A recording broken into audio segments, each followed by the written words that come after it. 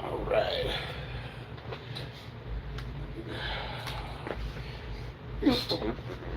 We got online.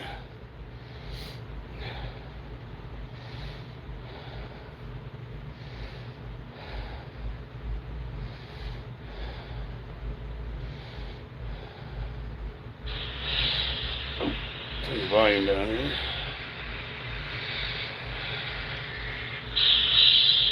Oh, turn the volume down here.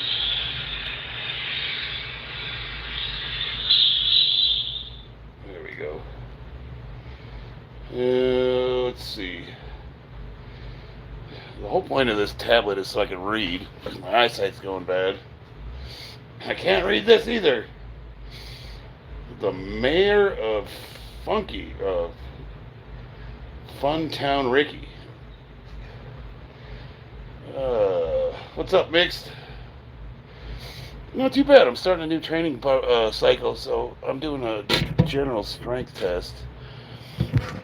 I've actually been lifting off stream, but a little bit, not a lot. Took a little time off to kind of just, I don't know. I was trying to decide if I wanted to still do the streaming portion of it. The last few times I got online, I didn't really enjoy it that much. I used to like bantering with everybody and talking crap, but I think one of the things that's happening is a lot of the trolls are like robots, maybe, you think? Because it's like the same stupid jokes over and over again. It's like the same low level of discourse, and it's not that I was offended or anything. I just lost interest, you know? It's just the same dumb jokes over and over again.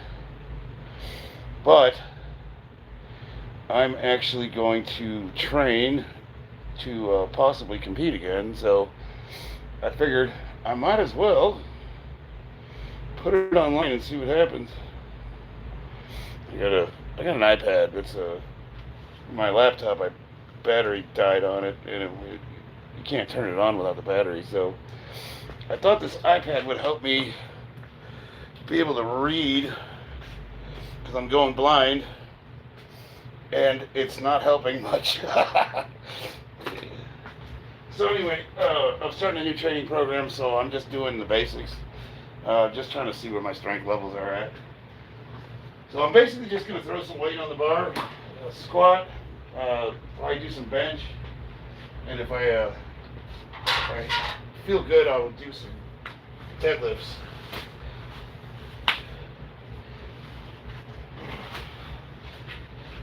We'll see.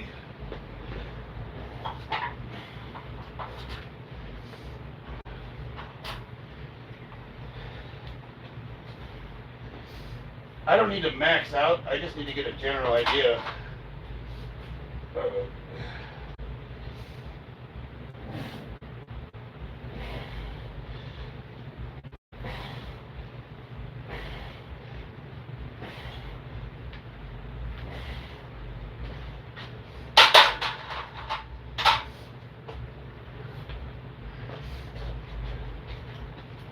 What's everybody been doing?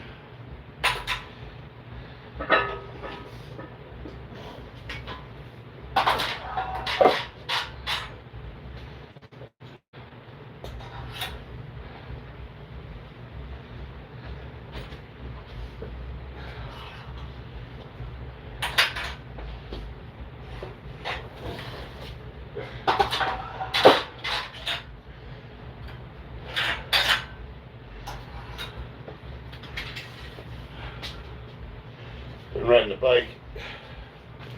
This is a free agent, single gear, 24-inch BMX. I think it weighs like 10 pounds. It's pretty badass.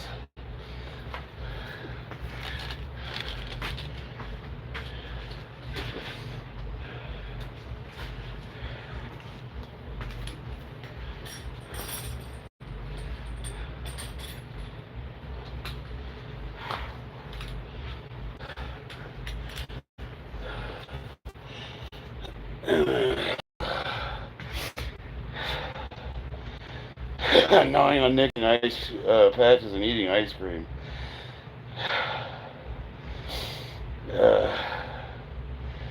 Yeah, I love that bike. It looks, I'm a little too big for it, but that's they call it the old man BMX. It's they've got a racetrack about a mile from here, and that's what you see all the old dudes riding. I used to have this 20-inch Haro that was pretty badass. I can grind on that fucker. Uh, it's only got the one brake in the back, but I use that mostly on pavement, so I lock the tire when I'm sliding.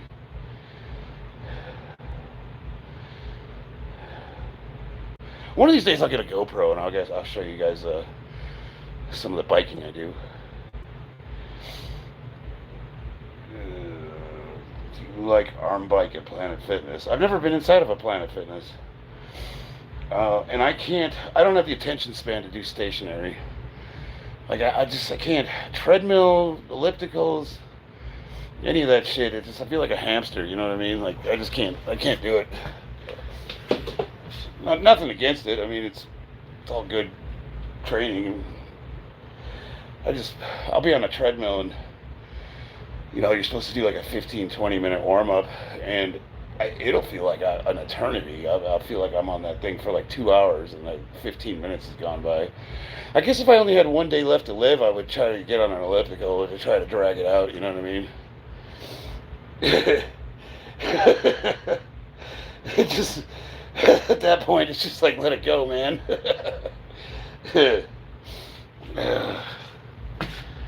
All right.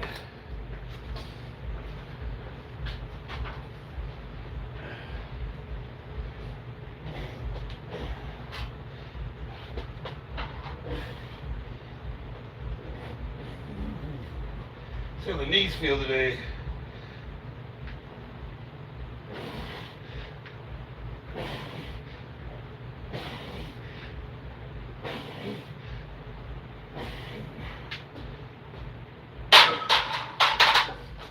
So far, so good.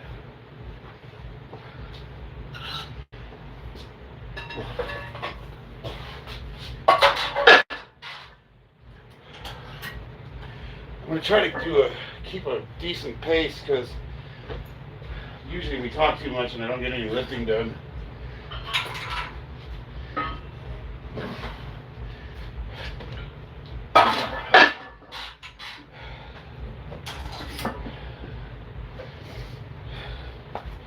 If I can get over 500 pounds, I'll be happy with that. I'm not going to try to max out.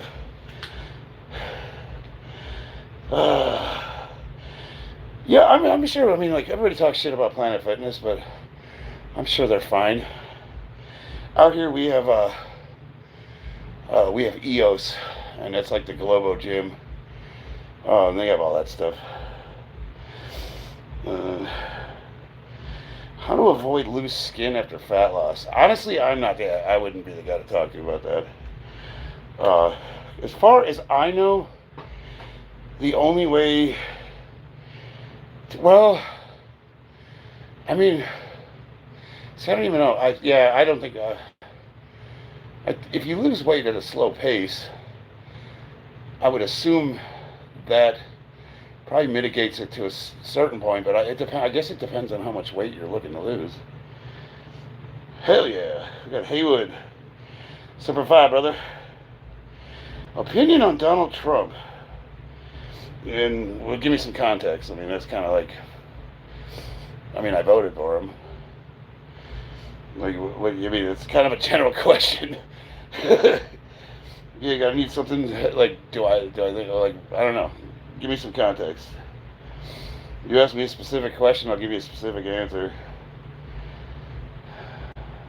I'm glad he's in office. But I don't know. Americans are stupid. Generally speaking, because we think that we're going to vote somebody in that's going to save the country, and they don't understand, 3 branches of government. I mean, most people blame the president for shit that Congress does. And you see that whether it's a Democrat or a Republican in office. So, that's the tendency is everybody thinks, I don't know, this is my opinion on the state of the world. I genuinely think that we are in the end times. and I'm glad I'm Christian. I'll leave it at that.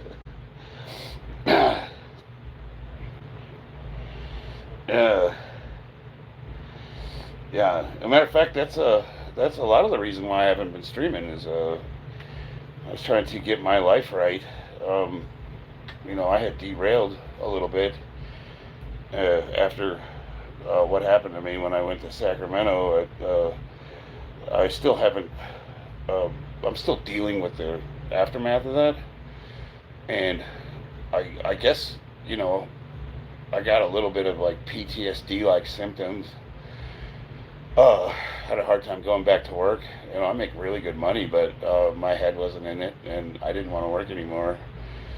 I didn't want to stream anymore. I didn't want to do anything anymore. So I started seeing a therapist at the VA, and they kind of been helping me get right with everything. And then part of that's training, getting back after it. I had a lot happen in a short period of time. We had some issues with the family. I had surgery. I lost that position that I put my heart and soul into. There was I got a lawsuit pending against them, and it was just one thing after another, and it felt like my whole life was falling apart. And after honestly talking with getting back into the Bible and talking to a therapist, we were super blessed, man. I was able to take almost 6 months off of work, and we had enough money saved up, and we never missed a meal.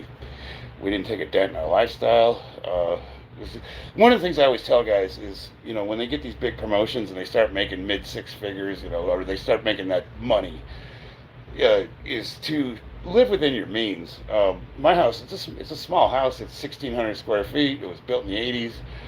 Me being with my background in carpentry and in the trades, we did a lot of the work ourselves. So when I bought it, it was a fixer-upper, but I did that with, I got a really good deal on it.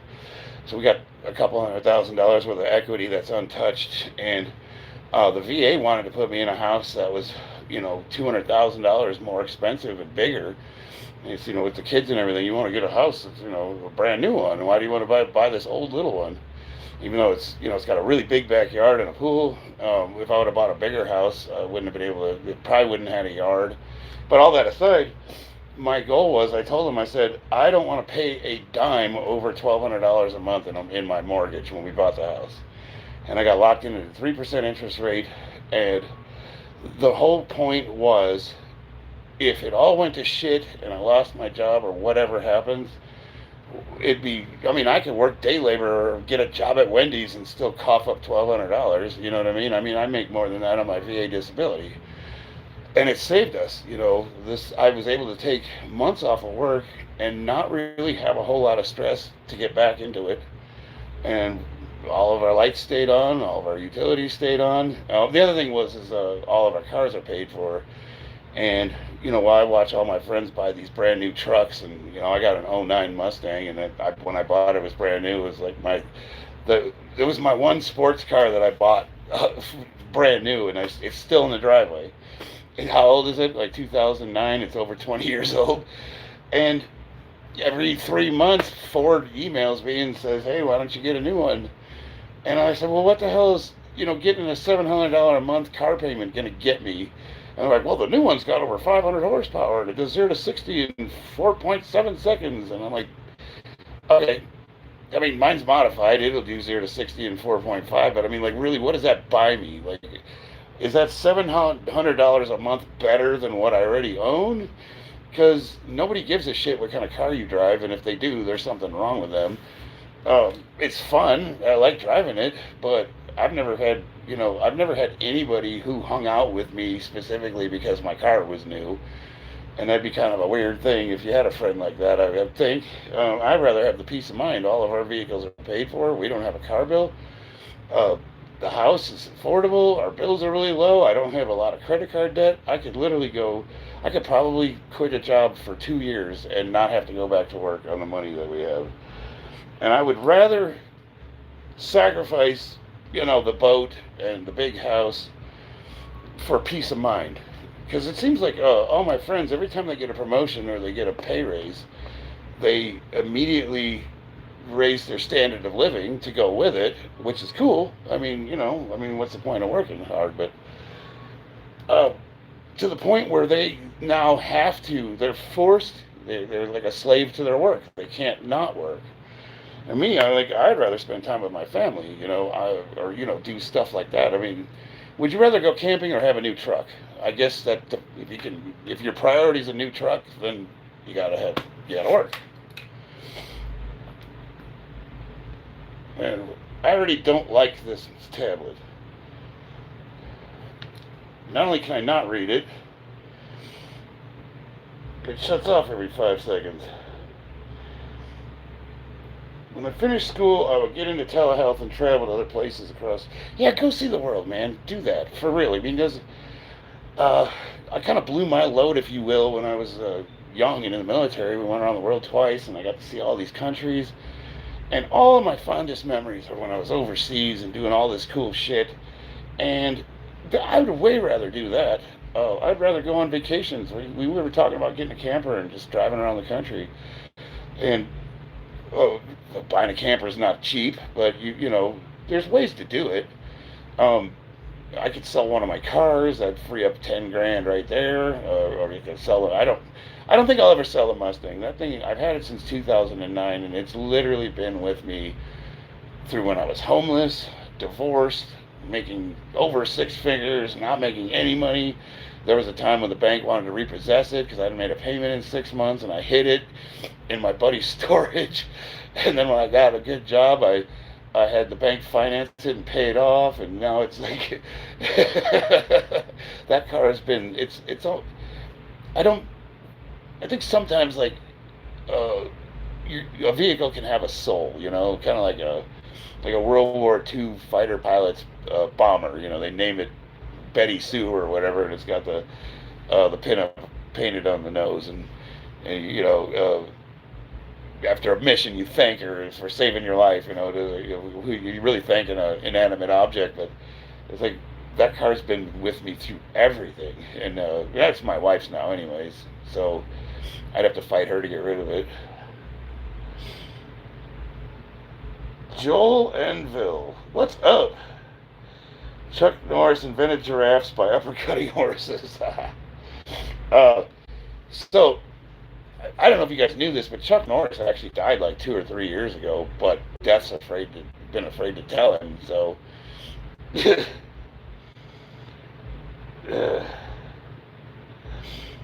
You lift mountains of weights on disability. Yeah, absolutely. So you don't. So I get this comment a lot. Like, how can you be a disabled veteran and you're lifting all this stuff? Civilians don't understand how military disability works. So you sign a contract, right? And they're upholding their end of it. If they injure you, or you've had surgery, or like in my case, I had a broken back, and stitches, 48 stitches, big laceration across my back. Now all that's healed up and my back's perfectly fine. Actually, it's a little messed up, but nothing that prevents me from working. And obviously I'm a competitive powerlifter. It's not like civilian disability where you only get paid if you're unable to work, and if you are able to work, if they rehab you, you lose that. It's on a scale. They pay you for it's like a calculation based on a chart. There's the nature of the injury, whether it's a scar. I mean, you get 10% disability for a scar. I had knee surgery, and they gave me 10% for that. Obviously, a scar doesn't prevent you from doing anything. It's just a fucking mark on your body. But that's what it is. It's a chart. They look at the injury.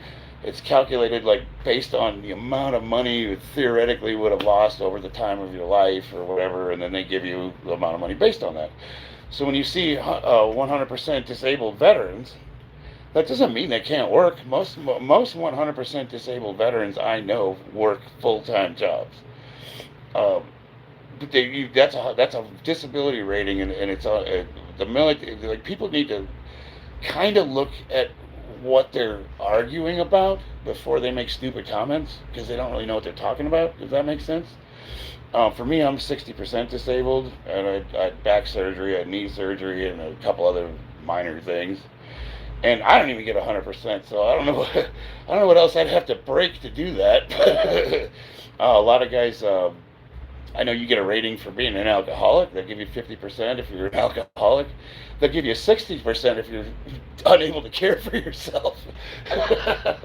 But it's basically anything that they could connect to your time in the service. So a lot of guys come back from overseas and they're all fucked up in the head, and they either have drinking or drug problems, or they have PTSD, or whatever the case may be.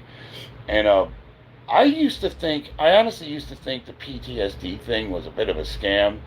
And it's not to say that guys, I mean, I know plenty of guys that were in combat that had legitimate PTSD, but I kind of thought it was a scam because all you had to do is claim it. And there's really nothing they could do to prove you do or don't have it. But then as time went by and I kind of learned, and a lot of it had to do with me being an alcoholic, which I started drinking when I joined the Marines. But I wouldn't say I started drinking because of anything that happened to me. I just got away from home and found out what partying was like for the first time in my life, and I hit the ground running, let me tell you.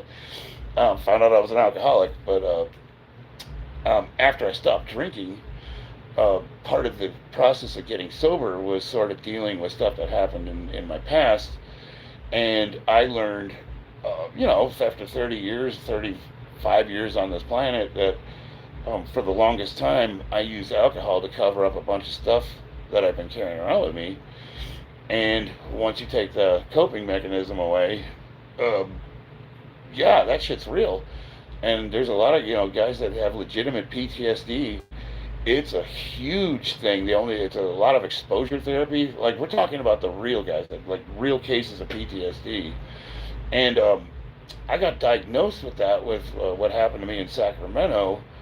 And I would not say it was anything remotely close to what guys deal with when they are in combat, but I had some bad stuff happen, and I was dealing with nightmares, and I was struggling to go back to work, and I had issues with concentration and short-term memory. And when I started seeing a therapist, he said, "Yeah, those are all symptoms of PTSD." And I was like, "Really? That's what that is?" I didn't. I've been dealing with that, and it's legitimate. But again, if you get a 100% rating for PTSD, let's say, does that mean you can't have a job? No. So, like, people need to kind of, before they talk about, like, service people scamming the government, well, first of all, disability is not paid for by the taxpayer. Like, go look up how disability is funded and paid for by it is paid. Well, okay, it's paid for by the government, but it doesn't come from taxpayer money. There's a private fund that VA disability gets paid through. So that's why veterans still get paid even if the government shut down. I don't know if you guys recall, the government shut down recently, and it was all the government workers and everybody. Nobody was getting paid, but veterans were because they're not getting paid through the same channels that government employees and contractors are paid through. This thing shut off again. 0711. Cancel. Really glad to see your streaming today. I've been anticipating it. Whoa, what's up, brother? Yeah, dude, I set up a stream a few times and I just couldn't. That's part of the anxiety I've been dealing with is every time I go on to get ready to stream, I just don't want to. I just don't. It's me. I like to talk shit, and usually I like to joust with the most of the mildly retarded trolls that say stupid shit. And lately, I just haven't had joy in doing that. What do you got there, kiddo? Chickens. What do you want me to do with them? I don't know. Show them off. I don't think anyone cares. These are chicken nuggets. Yeah. Where's the little itty bitty one? She's sleeping, and I really don't want to wake her up. She was so hard to get quiet. We got a little disabled chickie. She's not disabled. No, she was just born a little bit earlier than she was supposed to. Is that what happened? Yeah, she needs CPR and some help. Oh. So I got some more children. Here, take these. Okay. Come back. No. Oh, you like it, huh? You like the ones in my hand. What's this one's name? We didn't really name them, because these ones we're going to give to people. We're keeping only Nira's kids. Oh, come on. Stop it. Nira's, is that Della and, yeah, Alina. Della and Alina, right? Yeah. I'm going to take these ones back. Here, have 3. I'm gonna take these 3 back and then... Oh, you know I'm lifting, right? I'm gonna come back for them. I just need to put these ones back. Yes, Mommy will be back in a second. Please do not close the door on her. Just come back and get her.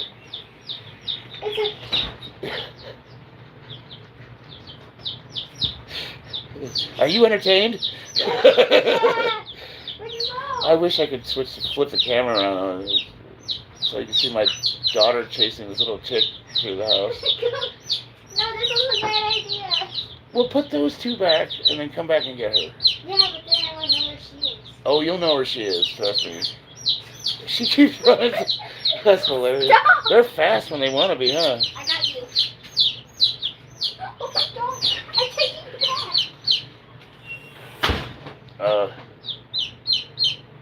So we have a 40-foot long chicken coop with 3 houses. We've been building, and we're like slumlords. We're like chicken slumlords. We keep extending the place. But on our porch, outside of the coop, my wife's breeding bantams mixed with Polish, right? Yeah. Is that Polish? Chickens and one in my shirt. Oh my God, are you okay? Martin Terry. Well, hello to you too, sir. Chuck Norris can rub 2 ice cubes together and start a fire. Yeah, let's hear your best Chuck Norris jokes. Yeah, chicks are awesome, dude. I mean, so here's the funny thing that happened.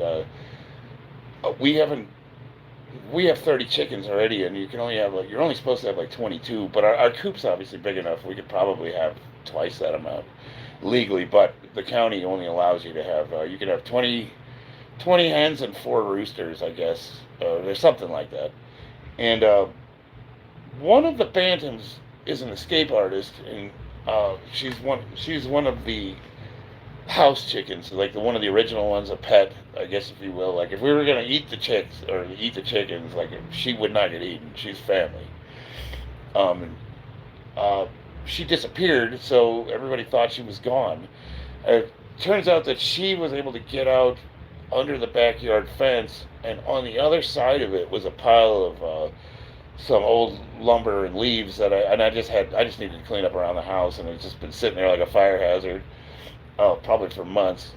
And one day I was taking the trash out of the backyard, and I see what looked like a swarm of rats. I didn't know what I was looking at. I just saw like darting in and out from under the fence, and I was thinking, holy shit, I got a rat infestation. And then as I got closer, I realized, like, holy fuck, those are little baby chickens. And there was 30 of them. They had just hatched. No, maybe not 30. There was over 20 for sure. Which is unusual because most of the time our chickens go Brody, they only have like maybe 3 or 4 chicks. So, at least 20.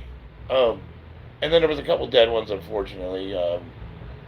Mom, when we were trying to collect them all, the mom freaked out and she accidentally killed a couple. It's when they're brand new out of the shells, are super delicate, and you got to be really, really careful. Like if you bump them wrong, they could die. So we did lose a couple, but and we got a little tiny baby one inside of the house that hatched prematurely, and the mother wouldn't accept it.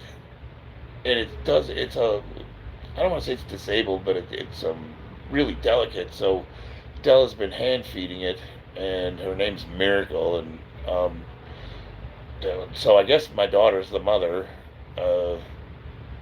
I've been feeding it. We feed it with a little, what do you call it, pipette, little dropper. We had a chick who found out was a chick during the process of cracked eggs, so we finished hatching and raised it, and ended up being a completely healthy chicken. Chuck Norris can answer a missed call. Nice.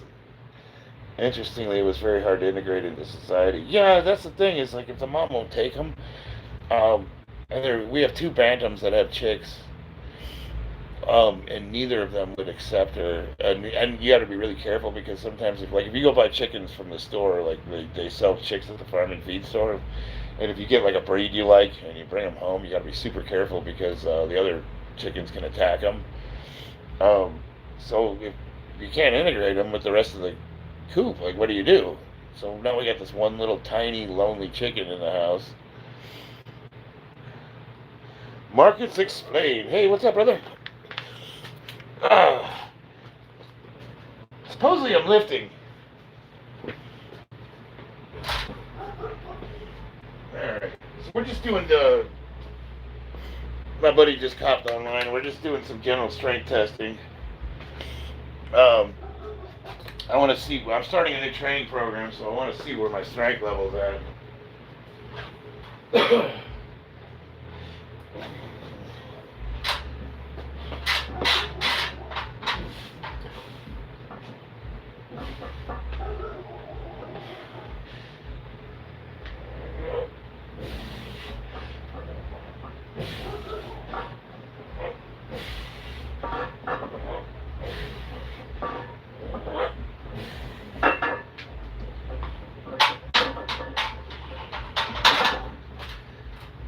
So far, so good.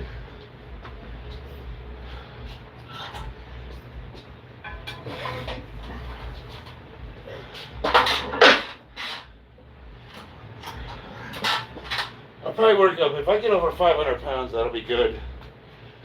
Then I'll jump into bench.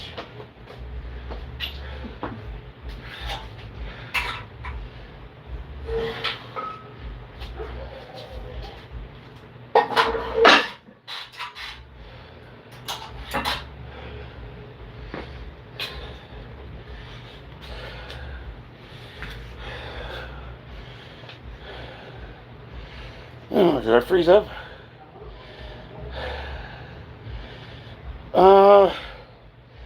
I don't know.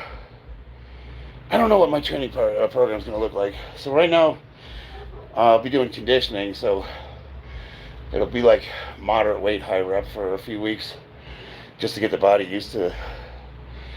So like, last time I competed, I was squatting 650, 675, somewhere in there. What that would look like is half of that weight for high reps. So like 315 for a target of like 50 to 100. And however many sets you need to get to that. Or one thing I like to do for conditioning is setting a timer for like a minute and trying to do as many reps as you can within that. And that's anybody can do that. You really don't need that much weight. So if you're like a 225 bench presser, let's say, you could put 100 pounds on a bar and just set a timer for a minute, and if you rep that out the entire minute, you're going to be thrashed. And that's really, really good for conditioning. You do that for 3 or 4 weeks, then you go into your regular hypertrophy split. For me, it's like kind of like an undulating periodization, like a Wendler 531 or something along those lines. 711. Yeah, I really don't like iPads. Are you concerned about lifting so much at your age? No, man, Area 51, I'm scared of being weak. Getting old terrifies me. It's got to come to an end at some point. Father Time is undefeated, but I'm not ready to let go yet. You know what I mean? I was learning Australian economics. Stayed away from it because I was like Australian economics. Glasses. I stayed away from it because others told me it was ideological. Mainstream economics is already breaking due to intuition. Well, you should study all of it. Keynesian, Austrian, just everything, all of it. Because I'm sure, like, what should we call you? Should we call you Markets Express? Or do you have a name you want to go by on YouTube? You're a student of ideology. Because when I first met you, you tend to lean a lot towards the socialism side of things, and I've never once told you what to believe. I just told you what I expect from people that want to participate in discourse with me, which is investigation, and you did that. and I've watched you evolve into a capitalist. But the problem is, and a big part of people rail against capitalism, but America is not really a capitalist society. If you want to go strictly by definitions, we are more closely lined out with what Benito Mussolini defined as fascism in the the Encyclopedia Italiana that he wrote, which is it's kind of a marriage of state and the means of production. And if you go read what he defined fascism as in the Encyclopedia Italiana, it sounds a lot like what America is, which is it's not an oligarchy, but it's a close relationship between the big businesses and the government, and we're more run by businesses than we are by the. It's like the government works for big business. If you look at we have a lot of aspects of capitalism. You can go buy whatever you want online, for example, but if you really start investigating what you can get on Amazon, what they sell at Walmart, what you could buy at Target, the government largely dictates what we are allowed to purchase. And is that really a free market? All you have to do is look at the history of the automotive industry, and every time there's been a major development in economy, like the hydrogen engine, or not the hydrogen cell engine, but the actual water engine, or what was that engine they made with the superheated carburetor they put into a Fiero, and it got some absurd 500 miles to the gallon or something like that. But anytime there's been a major breakthrough which would threaten our dependence on oil, something mysteriously tragic happened to either the inventor or the large corporations, automotive corporations would purchase those patents or the technology, and then it would just disappear. That's a good example. We don't really have true free market competition.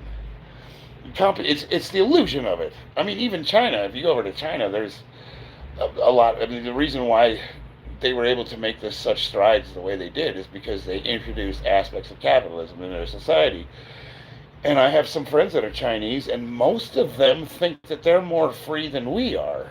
And there's a lot of propaganda on both sides, so it's kind of it's one of those things where you sort of have to do the research and kind of make your own mind up. But isn't it interesting that a lot of people across the pond think that we're the ones that are. I mean, if you look at it, we're more socialist than a lot of socialist countries. And, being the most free and prosperous society that's ever existed, despite our problems, I have nothing against a social net for people that can't help themselves or genuinely need help. It's kind of absurd to think that we are as rich as we are and we wouldn't take care of the people that need to. But there's also rampant abuse, and I guess there's no way to eliminate that to 100%. But my big issue is, what would be a good example? So, how many of you guys have been watching this whole thing with AI, and these tech billionaires are saying that they should put data centers in space because space is cold, and that would solve the cooling process? These are of the people that are running our country.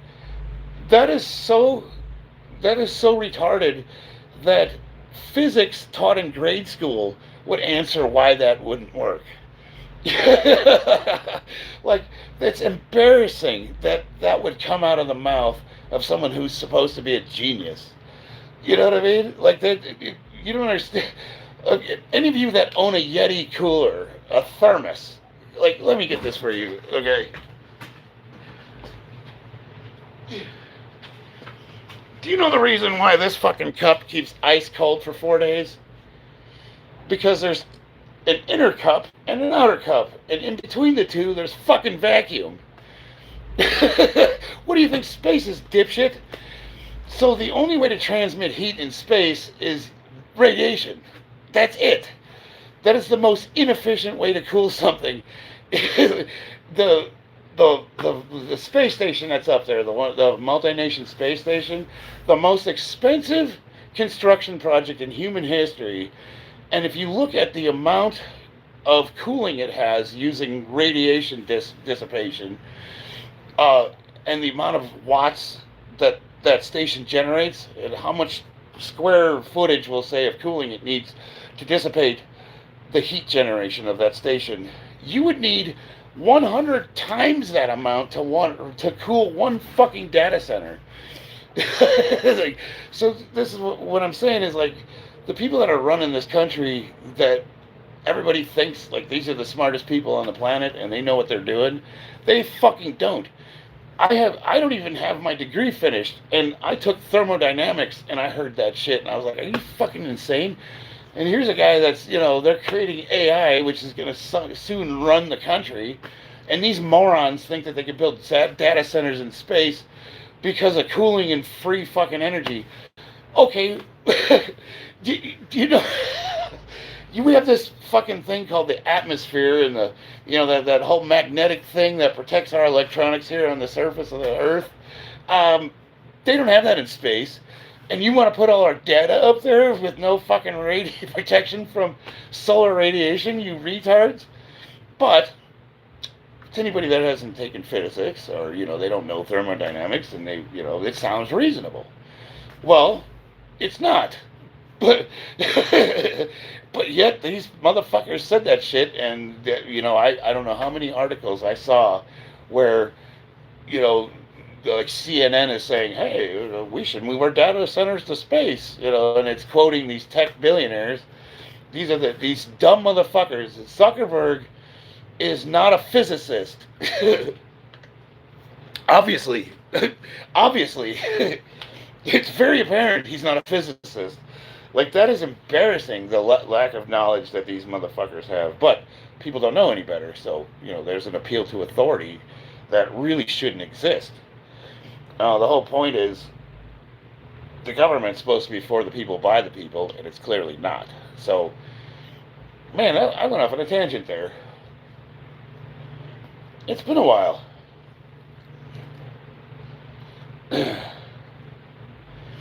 I don't know if we currently are the most free society. Yeah, we are. No, we have our problems. Don't get me wrong.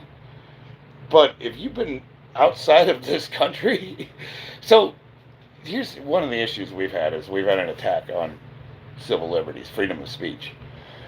But mostly that's because people like us who don't want to start shit and just want to go to work and just want to go home, and we don't want to get into conversations about how many genders there are, and we don't want to fucking entertain the mentally ill, we stayed quiet.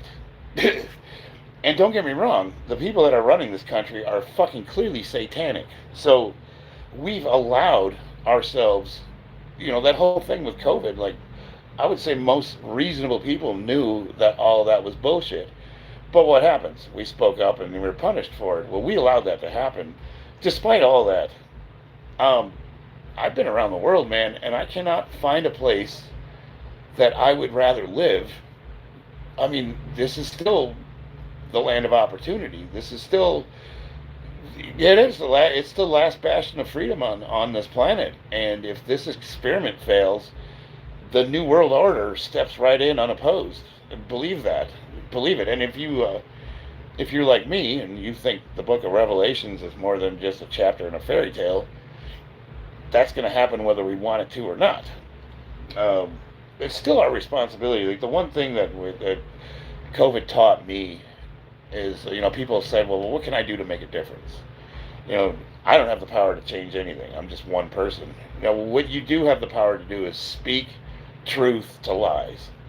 And know when people tell you things that you know to be untrue, like there's more than two genders, you could say, no, you're full of shit. Now, I respect your freedom to be whatever you want to be, but I don't have to take up your cause, and I don't have to believe your bullshit. And that's as simple as that. We just don't, we know, you hear something you know to be untrue, you speak out against it. And that's how we do our part to make sure that shit doesn't happen again. Right now, we're in a little bit of a lull. I mean, you can say what you want about the current administration, but I don't leftist. They're not.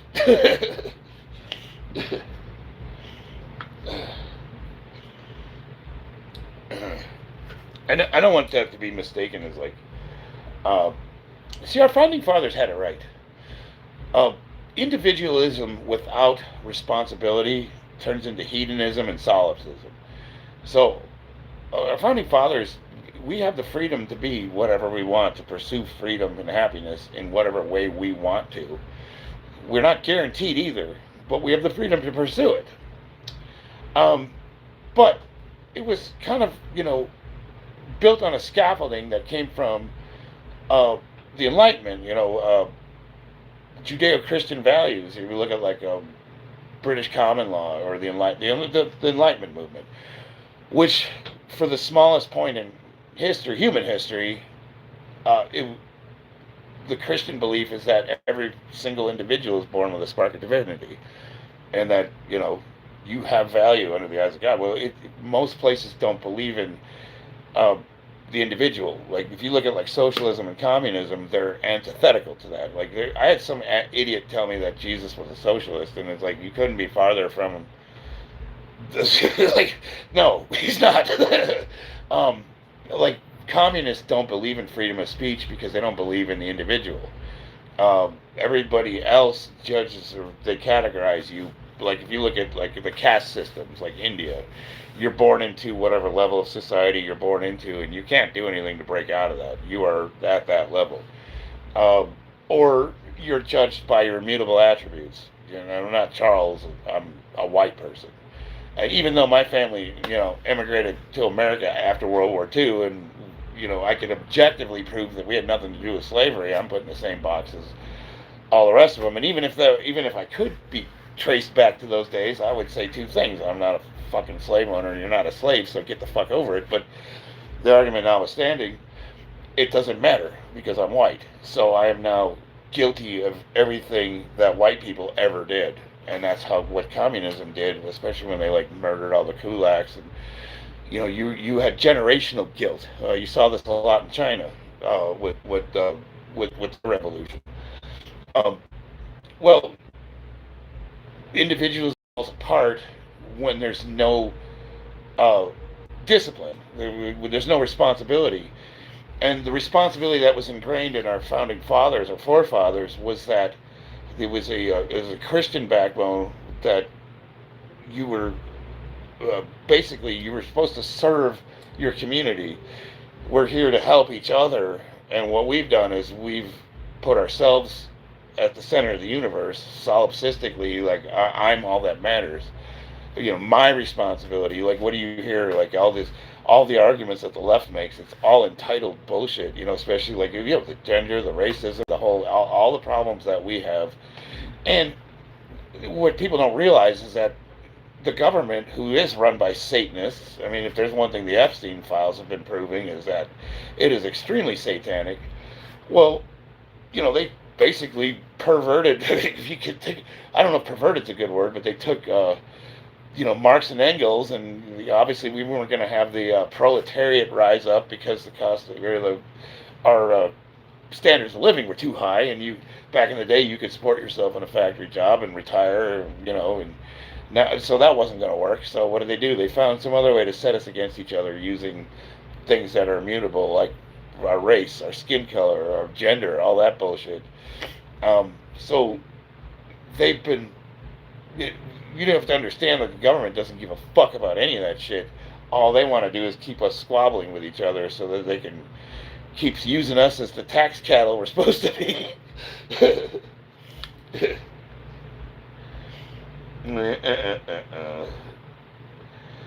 Let's see here. Mixed martial art really depends on your professor, and I guess college. I go to college and experienced professors forcing weird views, but not directly backed by the college. Yeah, I ran into that too when I went to, my wife did too. B-Rent, you didn't miss much. How good is a deadlift of 430 pounds for someone with less than a year of consistent lifting? I would say pretty good. I would ask what your age and your body weight are. Possessed profit fear. Max can't afford his new work boots. I was wondering how long it would be before somebody brought him up again. I don't know if I could care. he, he's as meaningless to me as the homeless guy that just passed my house on the way to the wash right now. What? So every once in a while, I leave my garage door open, and we have the Las Vegas wash is about a block down the street. It's the end of the road, and every few months, the county comes and cleans all the homeless people out, but then you start seeing them work their way. And every once in a while, I'll leave my garage open, and one of them will come up to me and scare the shit out of me, and just like fucking walk in the garage. Like, it's a good way to get shot, first of all. But when they ask me for money, I just look at them and go, I was just gonna ask you for $1, dude. Man, that sucks. Like, they just stare at you. I was like, so you don't have any change? That's how we answer that. It doesn't work on Mormons. Perhaps the schools I attend are just pushing against propaganda because I went to school in New York City. What school did you go to? I mean, we went to UNLV in College of Southern Nevada, and then of course there was Palomar in California, SDSU, which is San Diego State University, University of Maryland. Those were correspondence courses, though, online though. I didn't actually attend that school.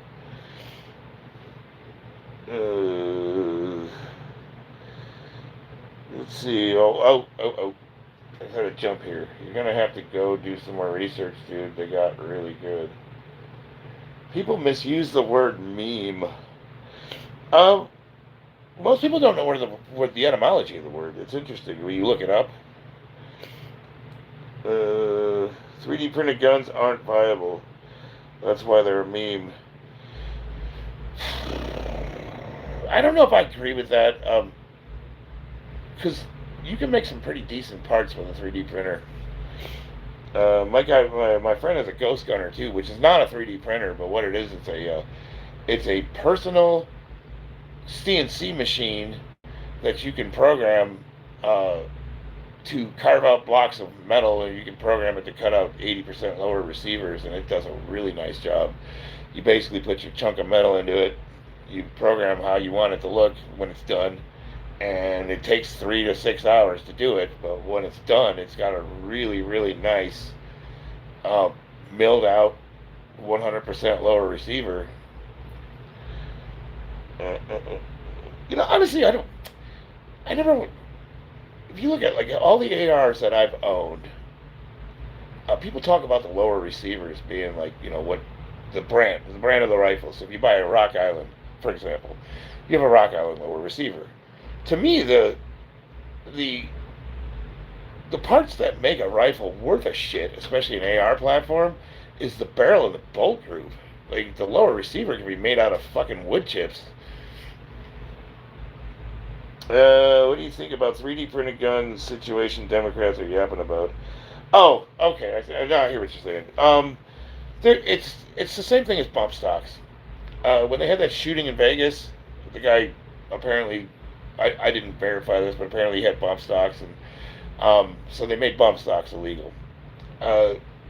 Okay, that didn't really solve anything crime-wise, because statistically speaking, bump stocks aren't used in crime.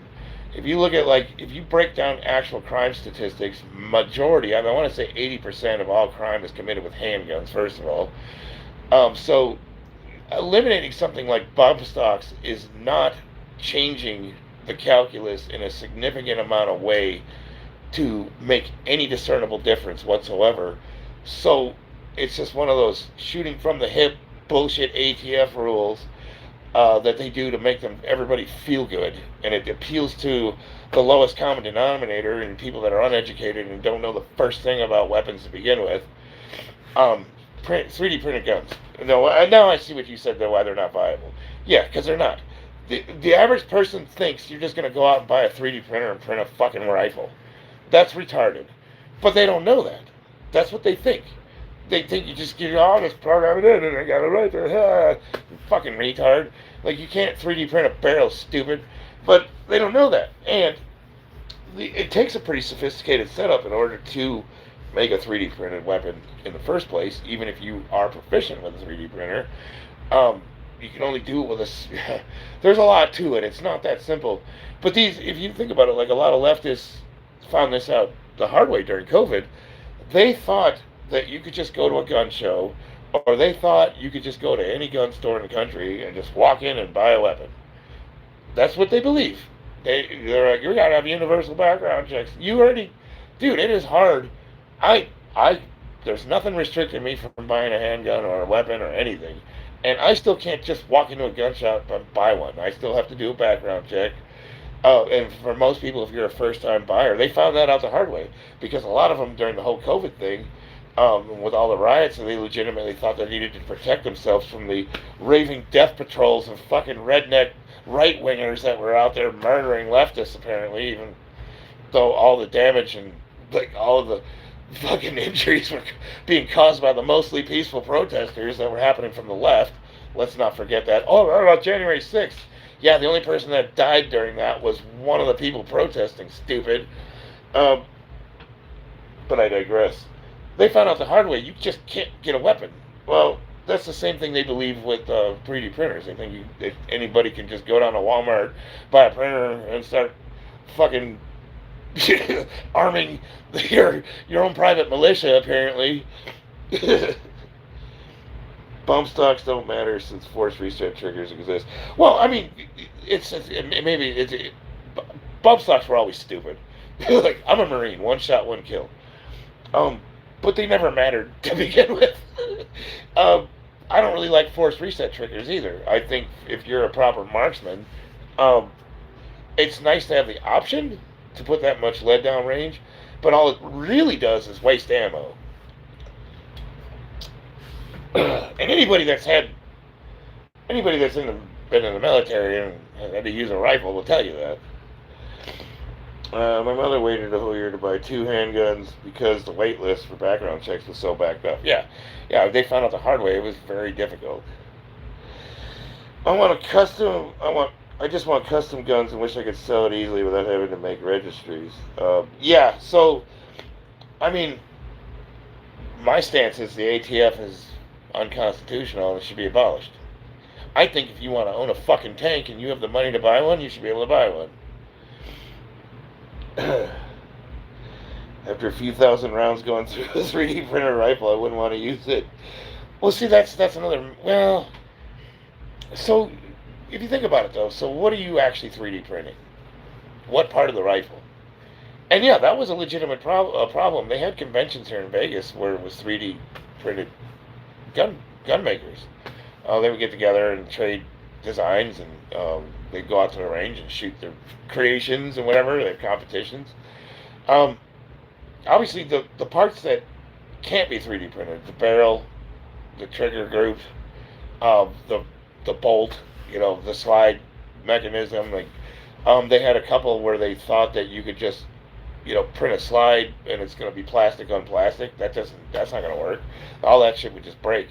So there's no such thing. You can't 3D print a weapon from scratch 100%. You have to buy, at some point, real parts that are going to stand up to, the explosive forces of a round going off.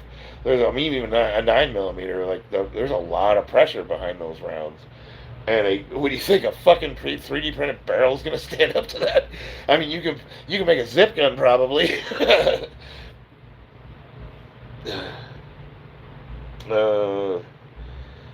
Springfield. I like Springfield Armory. ACR Bushmaster got discontinued. I want to make it. Is there a discontinued gun you'd like to make? Discontinued.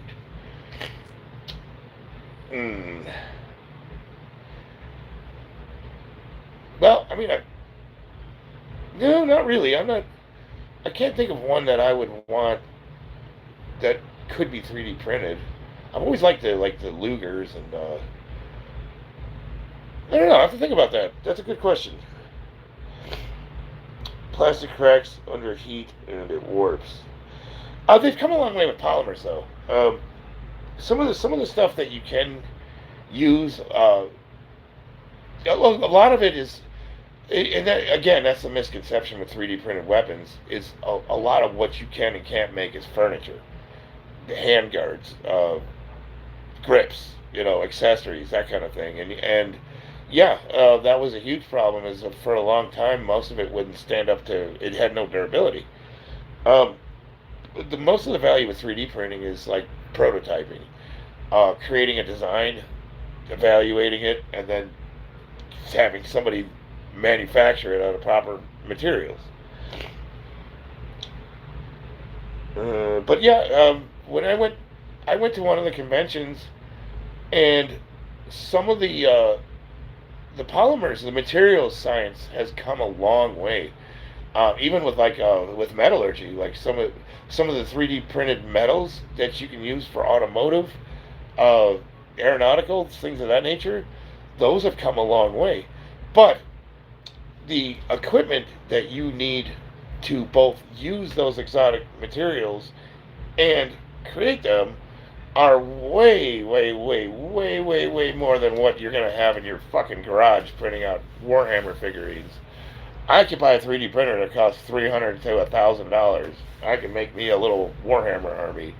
What they use to like print like engine parts, or because a lot of the resto mod communities, like the speed shops here in Vegas, they started using 3D printers to create the stuff that they couldn't find for older vehicles that you can no longer, you would have to scour junkyards and find parts for. Well, they can just use 3D printers for a lot of it. That's awesome.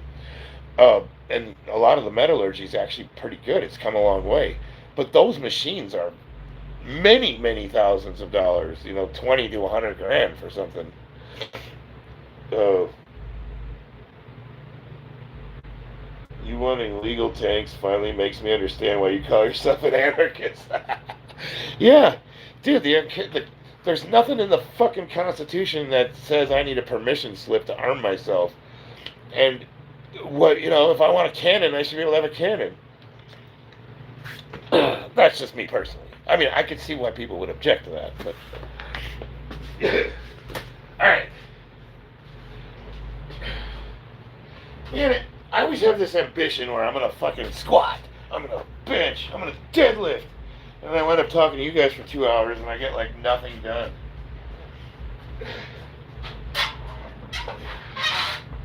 Or I need to warm up again. That's how you get hurt. No, I'm not gonna get hurt, but that's how you do get hurt.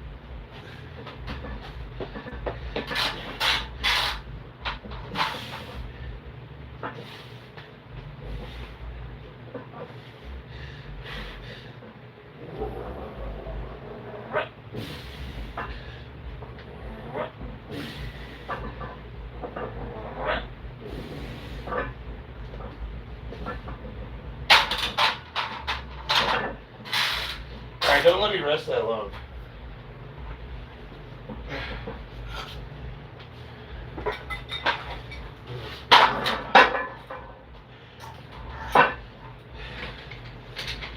I pick it up and put it down.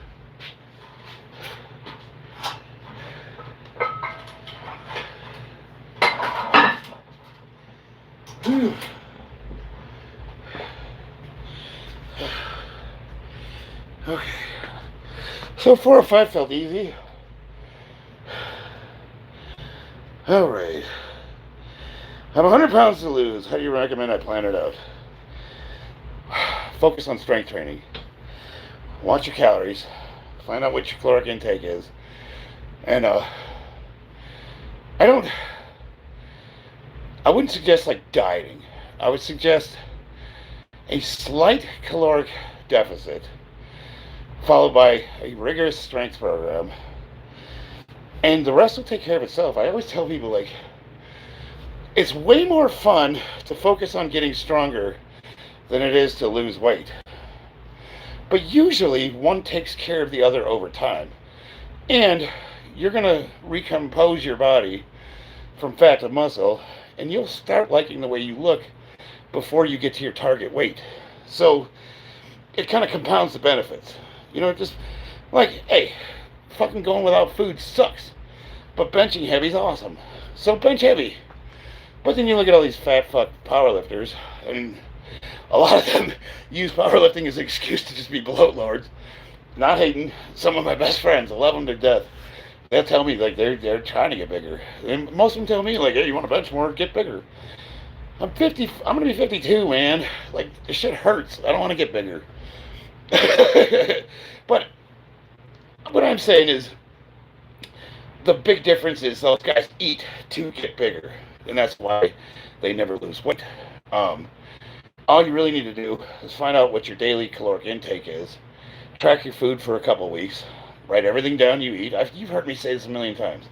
Write everything down you eat. You get up in the middle of the night, you palm a fucking fistful of whatever, cookies or lunch meat. Write it down. And most of us are really close to what we need to survive anyways. Because if you think about it, if you're not like gaining 5 pounds a week or losing 5 pounds a week, you're about where you need to be.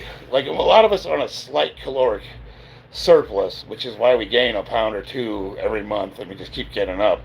Well, that's close enough to what your daily caloric intake is, where if you trimmed 500 calories from that regularly, you would be in a deficit. So that's easy. It's so easy to find 500 calories. That's getting rid of dessert. That's taking mayonnaise off your sandwiches. That's switching from regular to diet soda. That's stop putting creamer in your coffee. You know what I mean? Like, it's really easy to find 500 calories without drastically changing your lifestyle to where you're miserable. And if you can manage to do that and just up your metabolic throughput, like do more fucking exercise, go for a walk. Walking is super underrated. It doesn't even need to be a brisk walk. Take your dog and just go around the block a couple times. You don't have to speed walk. You don't have to fucking push yourself. Just get out there and walk. And you do a couple things like that, you just start, like, over time, once we start seeing the benefits, I always tell people don't quit before the miracle happens. Like, give it enough time to work. How long is that? Usually 4 to 6 weeks. If you start working out 3 times a week, you walk a couple days a week. It doesn't have to be every night. It doesn't have to be super far. Just start doing more. And people notice it before you do. Shit. When I first started training heavy, I noticed a difference within the first 2 weeks. But everything across the board, your energy is going to go up. You're going to feel better. You're going to like what you see in the mirror. Everybody loves that post-workout pump. I mean, like, I've gotten now where I've been training for so long that I don't see it anymore. But back in the day, man, I remember, like, the first time I started, I'd go to the gym and I'd get that pump to do it. And I'm like, whoa, man, I look awesome. Like, that's the longer you do it, the less of an effect it has. But you still see it. Like, if I'm going out to dinner and it's, I'm going to wear a short sleeve shirt, I'll do a quick set of curls and some push downs so the arms pump up a little bit. I call them the vanity muscles.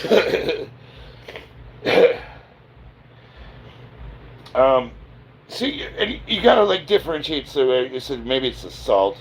Yeah. So a lot of us retain a ton of water weight.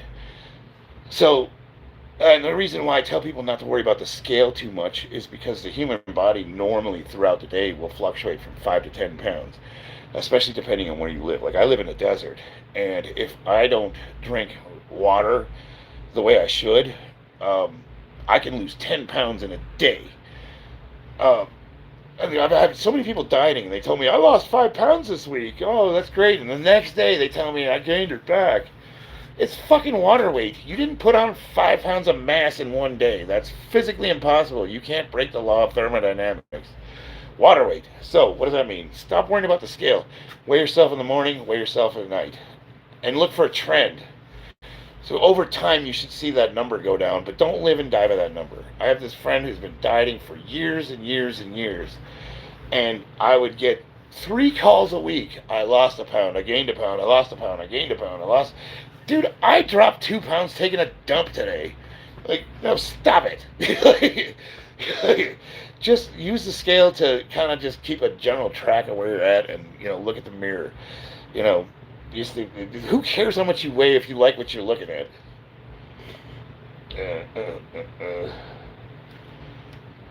Let me catch up here. I'm blind. Would you call yourself an anarcho-capitalist? You like Murray Rothbard and NAP. Um, so I like all of those economists. Um, Murray Rothbard. What's his name? Who's the guy that? God, he was my favorite one. Um, I can't think of his name. Son of a bitch. Murray Rothbard, definitely. But the problem the problem is our country. The challenges we uniquely face don't fit in a system that's easily categorized because there's problems coming from more than one thing. Like if it was just strictly socialism that could be solved by free market capitalism, and you just made that change, and that solved everything. I mean, it's harder to diagnose in the United States because there's so much that's going on. Like first of all, we've got the world economy that's basically valued by the petrodollar, and a lot of that's a Ponzi scheme, which is it's the reason why we have to inject so much of our money into the world market. Like people say, like, why can we pay Pakistan $300 million for gender studies, but we can't, pay universal basic income to Americans? Because it doesn't help them to fund you. You are a tax cow. But in order to keep that dollar as the world currency, they need to inject, which is basically valued by debt. Incidentally, like, hey, look that up. Look how debt determines the value of the dollar. It'll blow your mind. Don't go down that rabbit hole, man. It'll destroy everything you thought you knew. So we have that going on. We don't want to lose our status as the reserve currency for the rest of the world. I mean, look what happened to Britain. Now, then you have what's going on here at home, and then that's compounded by the fact that each state's got its own thing going on, and it just keeps going down and down and down all the way to top government, state, local, you. Like, and it's just not easy. Where if you take like a country like Sweden, which has got a homogenous population, it's about the size of fucking Minnesota, and like, well, their system seems to work great for them. I mean, yeah, of course it does. But we have a complex issue here in America. I mean, look at what Reagan did. So people like to blame Ronald Reagan for a lot of the issues that we're having today, and trickle down economics having no foresight. It's easy to look back and say, yes, that is the problem. But at the time, if you lived through the Reagan era, dude, everybody was fucking doing great. I remember that as some of the best times of my entire life. It was like money was growing on trees, I'll tell you what.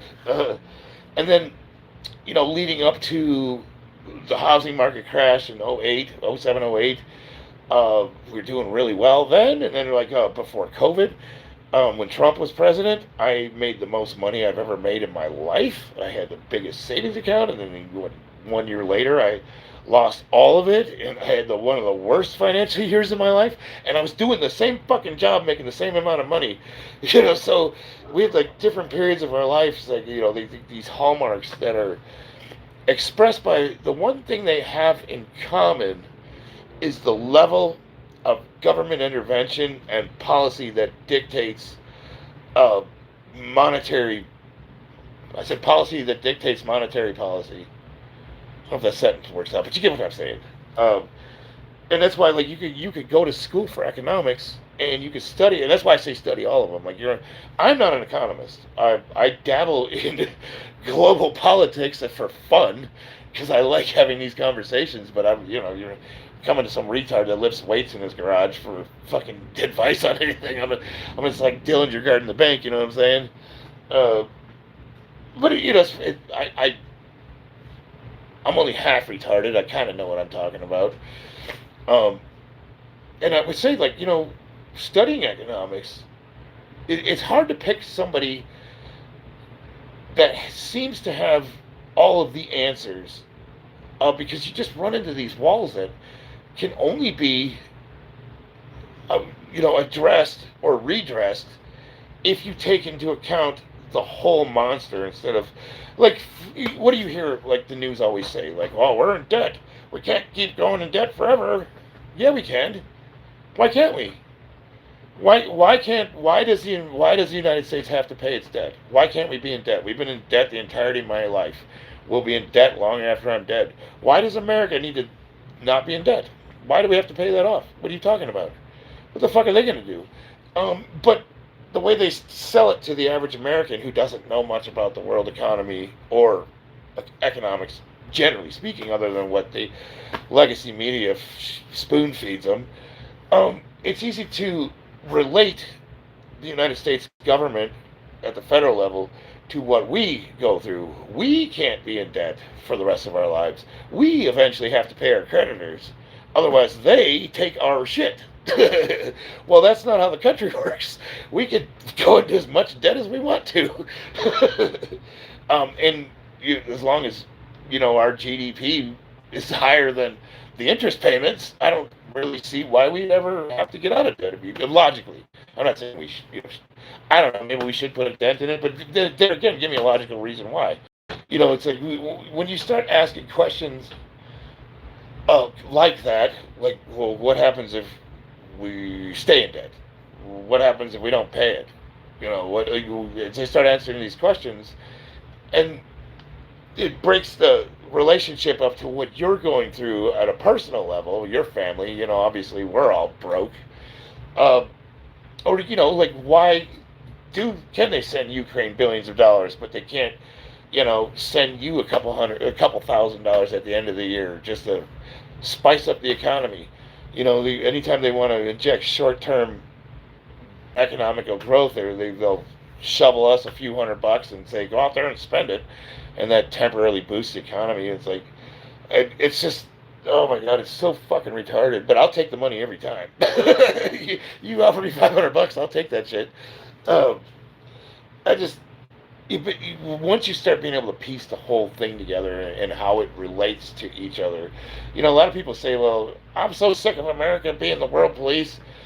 And you wouldn't be if they would be truthful as to why we are the world police. And you're seeing it right now with Iran and the Strait of Hormuz. Because the global economy is taking a major butt fucking, and it's because one of the major routes of commerce is being shut down. Well, who do you think keeps that shit open? It's the fucking United States Navy, and to a lesser degree, Britain and France and our allies, anybody that's got a navy. So if they would be honest about it, when we cause these insurrections and invade these countries for oil or whatever the case may be, we would just tell the people, yeah, we're doing this so that you can get your shit from China for $5 on Temu next week. You tell America to stop being the world police, and guess what? All that goes bye-bye. I mean, a lot of what the U.S. Navy does is anti-piracy. It just keeps shipping lanes open so that our junk from overseas can, be stored in an Amazon warehouse, and you can order it tomorrow.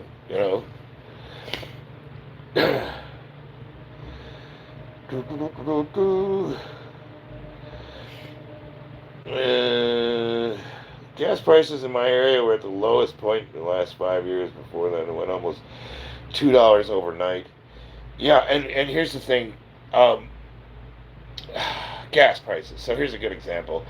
I want to say right before Trump took office, they were trying to blame him for the price of like eggs or something. Or like the president, like the executive branch is supposed to control market prices. That's so fucking absurd. But I get it. People are like, can't you do anything about it? So they had a bird flu going on, and a lot of the chicken manufacturers had to cull a lot of their herds. But then when you start doing research, you find out that some of the bigger ones, like Tyson, they were not. Oh man, this thing died already.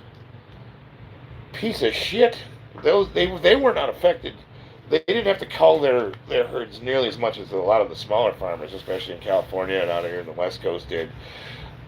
So while that I don't want to say, like, whatever, the inflation of that situation killed a lot of the smaller farmers, a lot of the small market competitors, while the big market competitors, who weren't even affected by having to cull their chicken herds, went with the inflated prices and just made nothing but profit. Well, gas companies are going to do the same thing. So even if barrels are over $120 for however long, um, if it you can bet that if they can, they're going to take advantage of that and try to make as much money as they can. Here, I'm grabbing my charger. Oh, shit. You know what? I don't need this thing. Do I? I like it. Motherfuckers can't deny. Let's see if this get this to reach.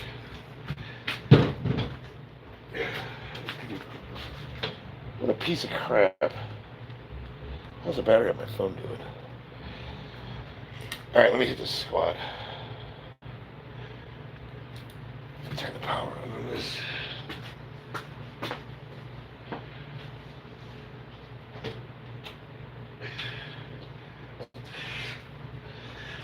Alright, let that charge for a bit here. See, I need that tablet because I can't read this. Amazon is your new master. Yeah, right. See, now, Marcus, I can barely read what you're... I can read it, but I don't want to move the camera. Blaming a president for inflation is insane. But you were there. You saw it. What did the news say? They were giving the Trump presidency shit for the price of eggs. As if he had anything to do with it. And then it's like... well, I mean, what was his competitor's... what's her name? Dipshit. The one that says she'd change everything when she's in power, even though she's already in office. Saying that she's going to control...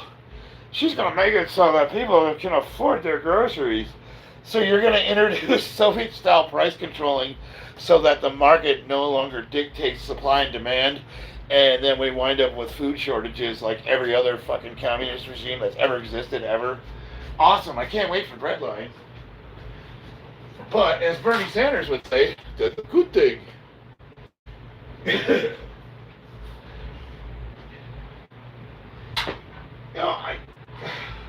God, Americans are stupid. I love us. I really do. But we are dummies. What you got, kiddo? Hey, Jim Bro. I'm here. Jim Girl's here to hang out. You gonna spot me? Sure. So if I squat this and I farted, you're small enough I'd probably launch you across the room. Dad. I could pick this. Oh, watch out for the tablet. Watch out for the tablet. Oh, oopsies. It died on me. And my extension cord's not long enough. And my... Actually, you know what? And my phone doesn't allow children to be on your channel. We're going to let you use it. Let me get that extension cord. Wait, what? My phone can't get on your channel. Why is that? So, because you've got children restrictions. No, I don't. You don't? No. Let me go get my phone then and see. Oh, I see what you're saying. It's so... Yeah. Well, yeah, bring it out here. We'll take a look.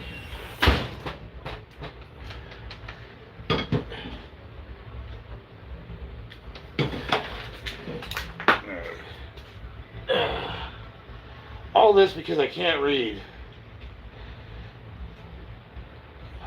There we go. Oh, that's never getting unplugged. So now it says it's 76. 0711.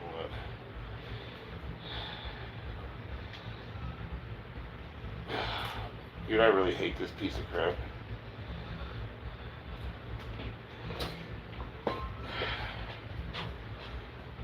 I can't wait to get my laptop back.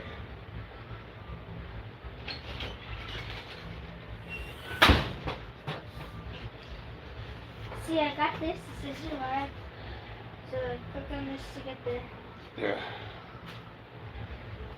This video isn't available for your account. Yes. Are you, so this is this your Deadlift account? Yes. So I'll upgrade your account to like here. Jim Bros. Yeah. Sorry. I'll upgrade your account to can't open page. Do me a favor, find my page on this thing, will you? Easy.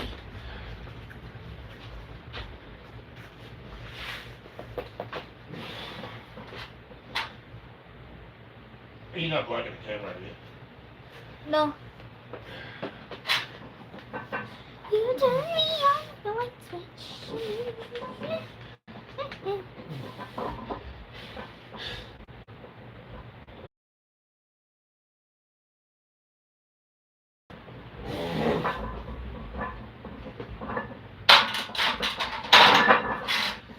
Phew.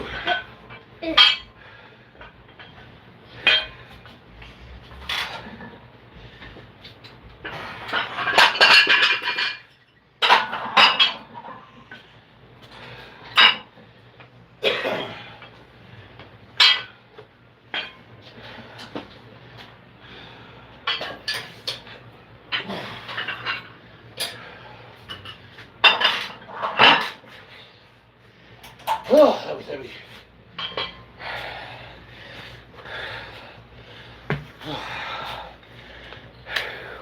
Excuse me, Father. I need to roll.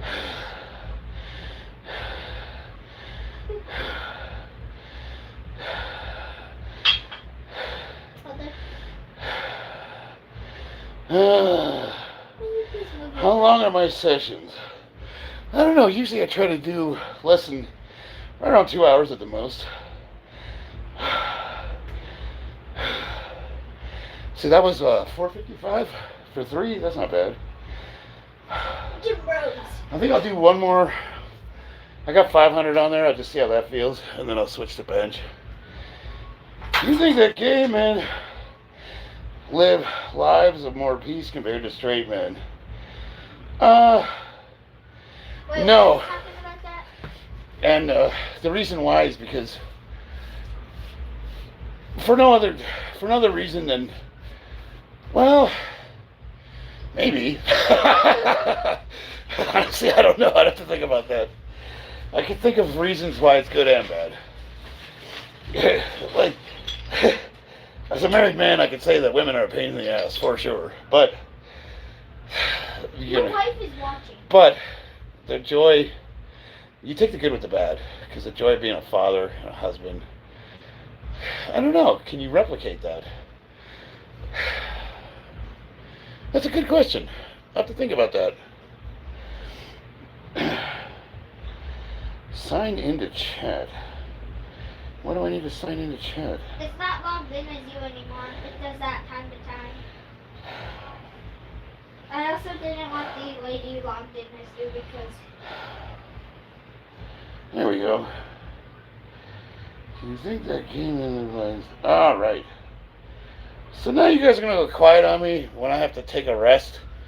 I can't just jump right into 500 pounds. I need a minute here. Or should I just call it a day with 455 and go right into bench? What do you guys think?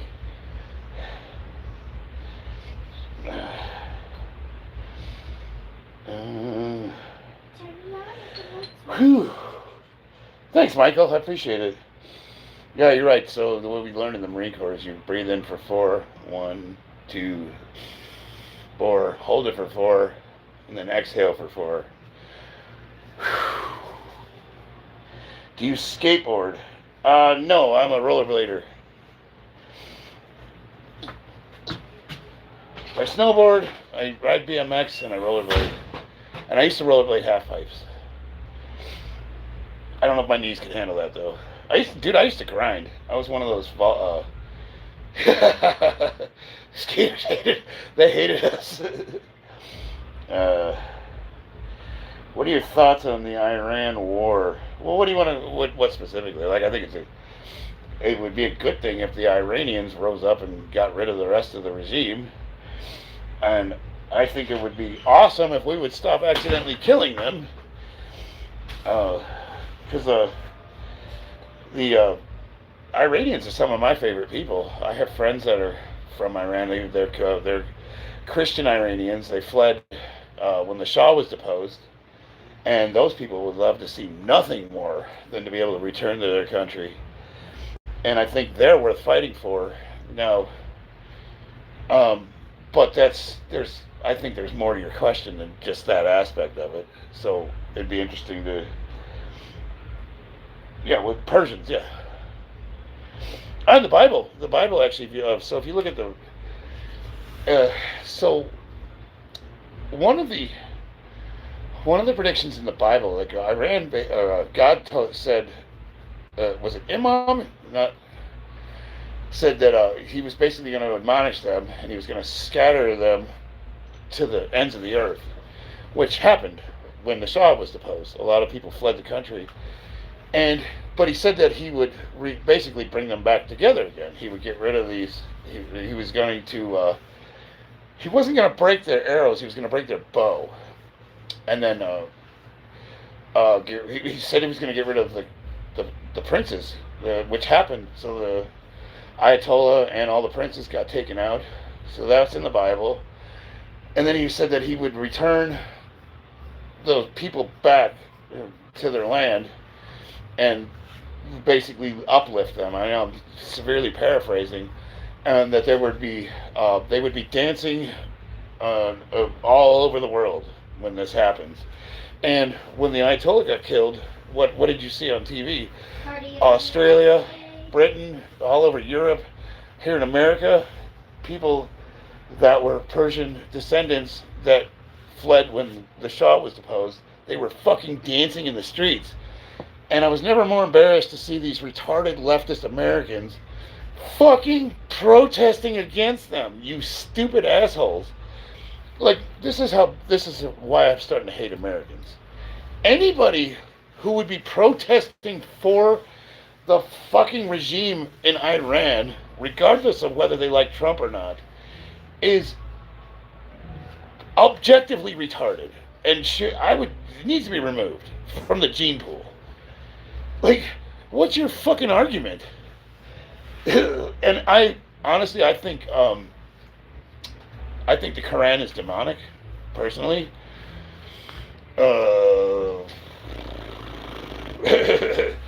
I don't know. I don't have a lot to say more than that. I'll leave it at that.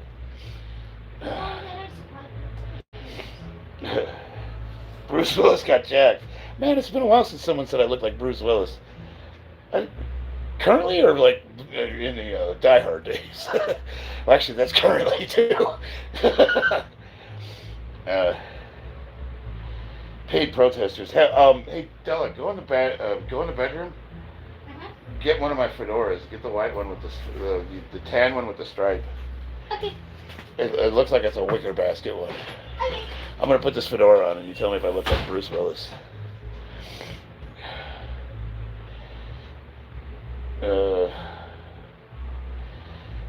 Only logical explanation. They have those signs already.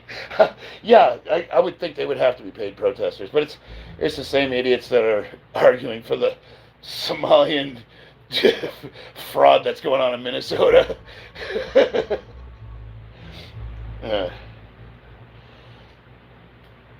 I'm gonna hit this. I'm gonna squat that in a minute, but I need another minute here.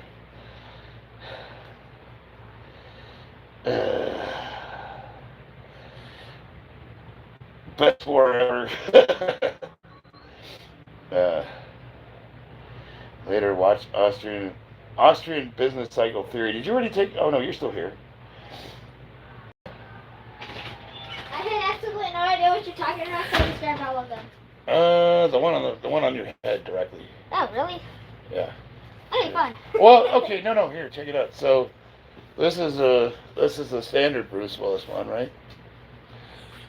But then this one would be. This one would be. This one's Hudson Hawk, right? Would you rather be a pig? A pig is an animal. Can we do the old... Oh, there's a black hat inside that hat. That's my hipster douchebag fedora collection. Still have a full head of hair. Hey, guys. which Bruce Willis does not.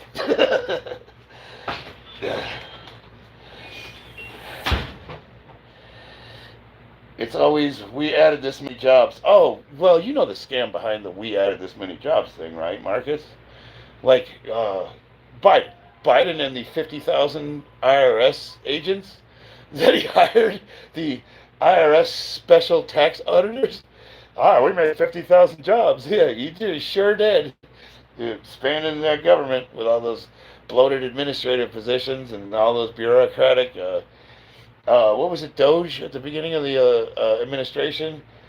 And they went in there and got rid of most of those jobs. And I, like, so not everything, like, you have to break a few eggs. I had some friends that were firefighters who were part-time that got fucked over when Doge went in there and eliminated a lot of those positions.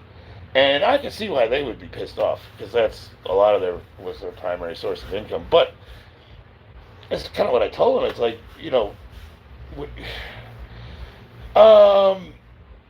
well, Bill Clinton kind of did the same thing, like in the 90s when he got rid of a lot of the military positions. And now a lot of those same positions, like chow halls on base, used to be staffed 100% by military. Well, now it's you got your head cook, which is a gunnery sergeant or a master sergeant or whatever, and you got a couple of cooks that are enlisted, like corporals, sergeants, whatever. The rest is all civilians. So wives, dependents, or people that from the outside, those are all civilian. So they still have those jobs. They're just not staffed by the military. So I don't know if that's an apples to apples comparison. What you got there? This stuff. I'm making a potion out of chalk powder. Don't work in a position where 50% of who governs you wants you gone, right? Yeah. And I was glad to see that, one of the first things they did was get rid of all those extra IRS agents. Hate to see it happen. Now I can go back to not paying my taxes like a good American. Yeah, what would have taken them a year or two to catch up with me, and now I got another 7, right? I'm hedging my bets that we're in the last 7 years of the tribulation. So if I don't pay my taxes for another 5 years, I'm pretty sure our government will be dead by then. Sweetheart, You want me to? why would you pick there, of all places? Because there is concrete. But this is like instant death. What? Yeah. You want me to do it here? I want you to do it not under the weight where if it accidentally fell on you, you would be instantly crushed. Okay, I'll do it over here. What are you working on? Chalk potion. Chalk potion. In my potion box. Is that like Daddy's chloroform rag for getting new dates, or I don't know. whatever you want? It's my mommy be nice rag. You're weird. I don't know what that means. You shouldn't know what that means. If you knew what that meant, I'd feel really bad about that joke. And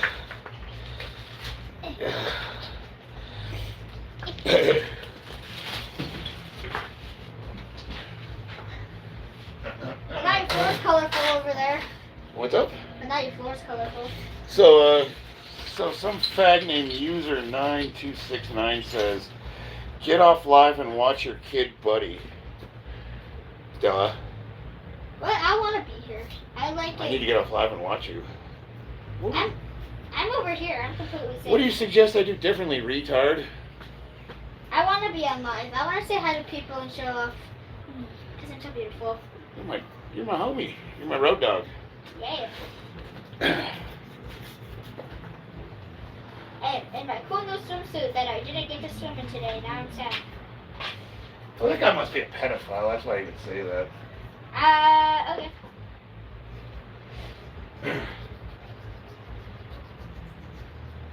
Thanks, Mods, for catching that one. Oh, man, I'm talking myself out of this. So this will be officially the heaviest I've gone since I had surgery. Ooh, fun. And Don't die. This is under 150 pounds less than what I was squatting when I was competing, but it still scares the shit out of me. You mean you were squatting 600? 650. Well, No, more, I think like 675. 6'7".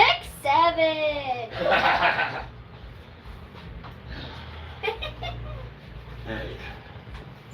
You can do it. Well, no, he would be right. I don't want you anywhere near this when I lift this off the rack. Yeah.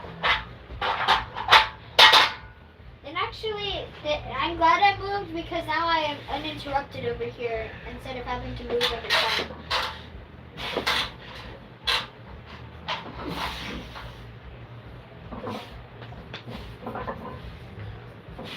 Just hanging out with my dad's benefit.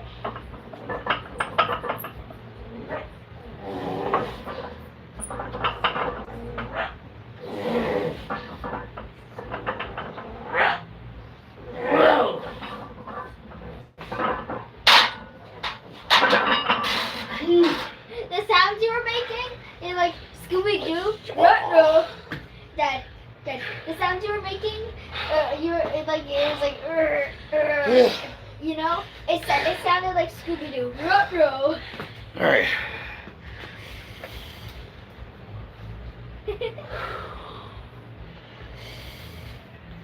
Chuck got it.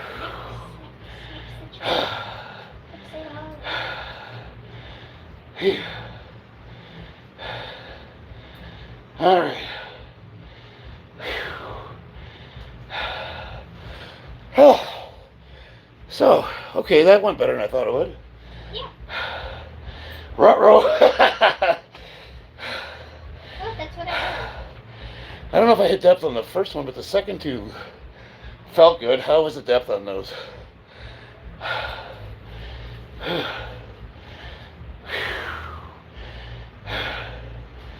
Nice. Yes. Ron Paul, one of the best quotes ever. When I say cut taxes, I mean get rid of the IRS. Yeah. And replace them with nothing. Alright. How many? Oh. How long have I been online here? 142? Should I do some bench press, boys? Yeah! I agree.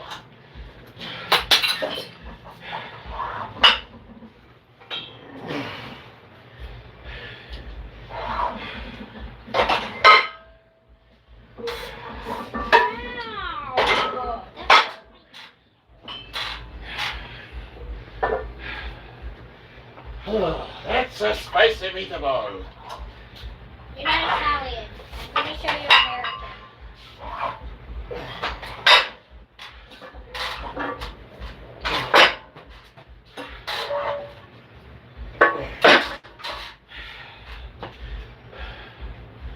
Whew.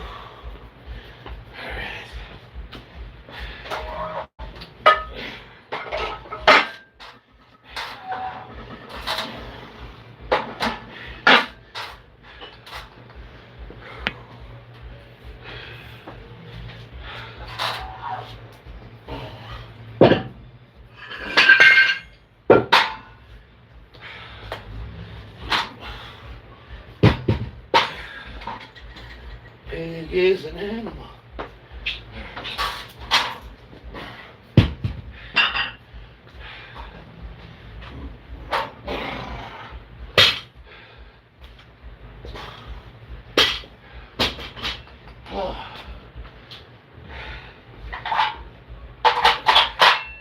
I feel good.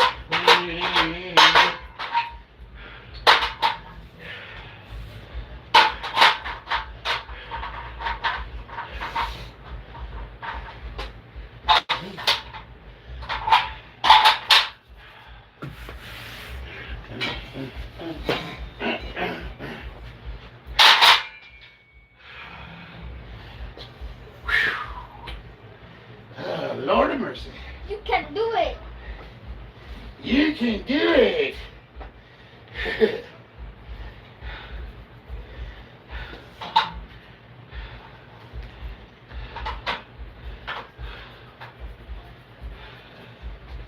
I'm putting these collars on the outside of this bar because I keep clipping my rack with the weights. So these will just add a little spacer to it.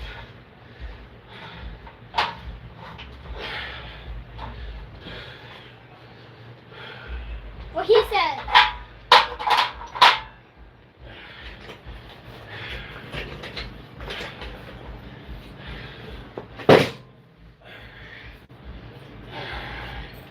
I want to see what people are talking about.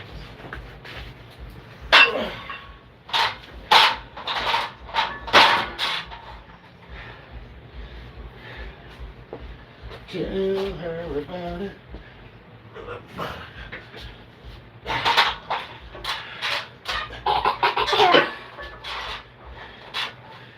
This guy's asking, is it gay to be exclusively attracted to men?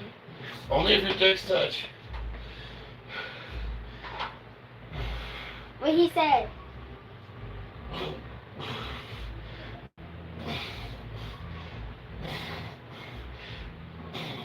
And that guy said, holy bad word, that's a lot of weight.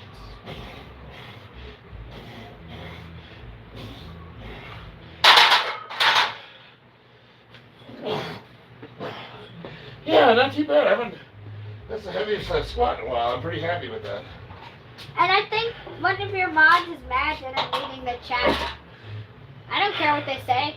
It's their Well, he mods. would be right. I gotta be careful about that, but I trust my mods. Hi, I don't really like you said, reading it either. it's not directed towards me. I don't care what they say. They're different. No, but person on a all it different takes is one creeper. thing. But then I would have to. They barely even Then I'd have to track you down and kill you. You know, it's a lot of work.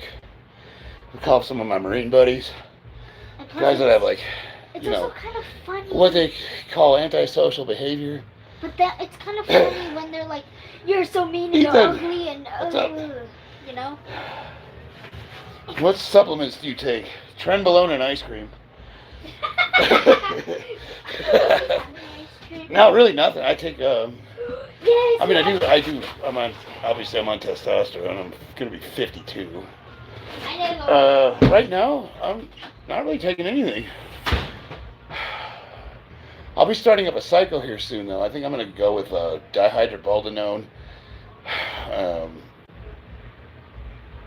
DHB. That's old man trenbolone, I guess you could call it.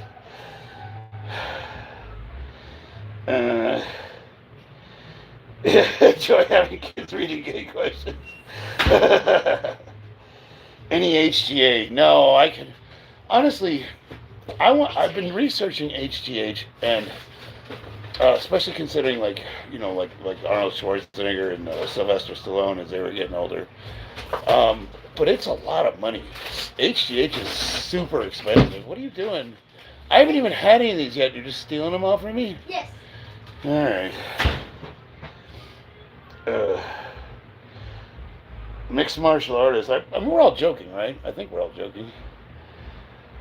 You tell me that, or is that aimed at somebody else?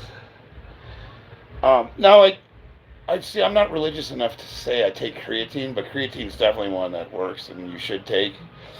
Vitamins, I take zinc, magnesium, D3, most of the Bs, including B3, which is a vasodilator. I take Tudka. What's that shit called? It's liver detox, which I don't really need. Oh, I'm doing it. But actually, people. Well, see, I'm Look at that. trying to watch you out of the corner of my eye. What exercise would that be? I don't know. Using your legs to pull yourself down on a bench press because that's too heavy. Hey, did you want to start doing Muay Thai again? Yeah. I've been wanting to.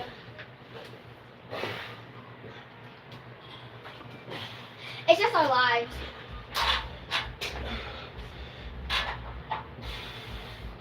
I've been, living.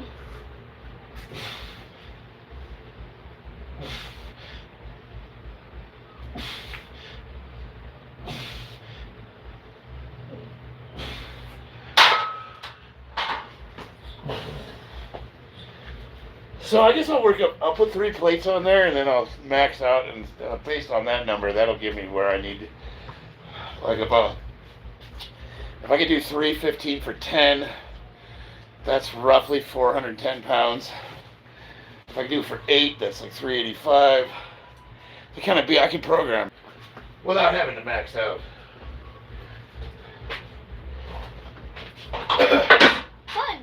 It gives me a rough starting point for programming.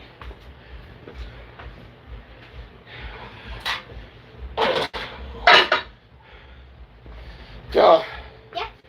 Entertain them for a minute. I gotta use the bathroom.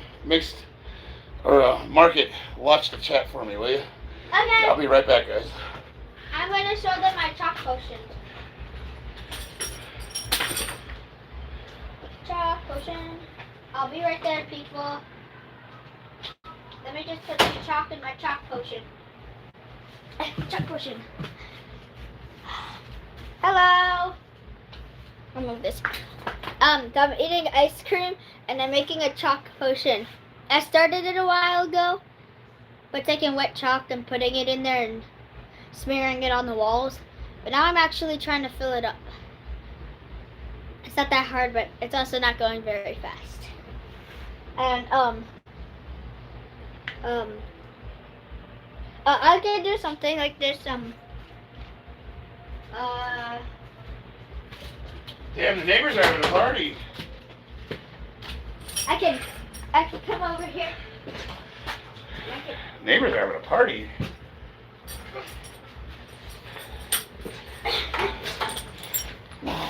Yeah, they are.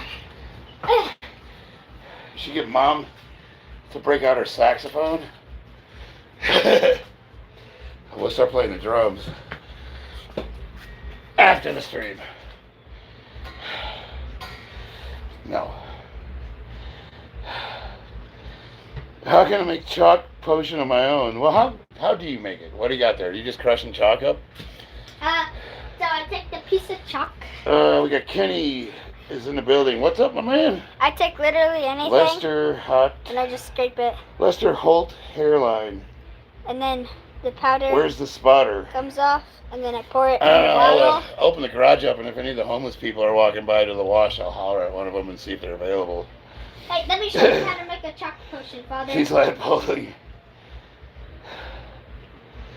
Okay, to make a chalk potion, you need your bottle Gen and your X. chalk and literally Jose anything. Garcia. And then you scrape your chalk. And then take your powder. Yeah. And then you pour it in the bottle and you add a little bit of water at the end. What do you use the water for? Make it a potion. Because you can't have a dry potion. Is that chalk made? What is that chalk made out of? Is that magnesium chloride or what? I don't know what chalk's made out of. Is it water soluble? I Or don't know. does it just make a mess? You put chalk in But water, then- it becomes wet. Yes. So here's an experiment. This is what something like you do. You get a bucket of like a bowl of water, and then you put baby powder all over your hands, all over it, real good. And then you dip your hand in the water, and when you pull it out, it'll be dry. Ooh, fun. I'll show you after. I got a bottle of baby powder right there. Why? To put my fucking knee sleeves on. That's how hard these things are to get on.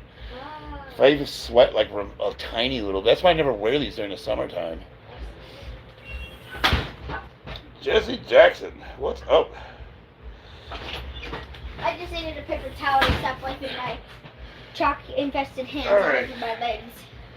I got a couple more minutes before I hit this.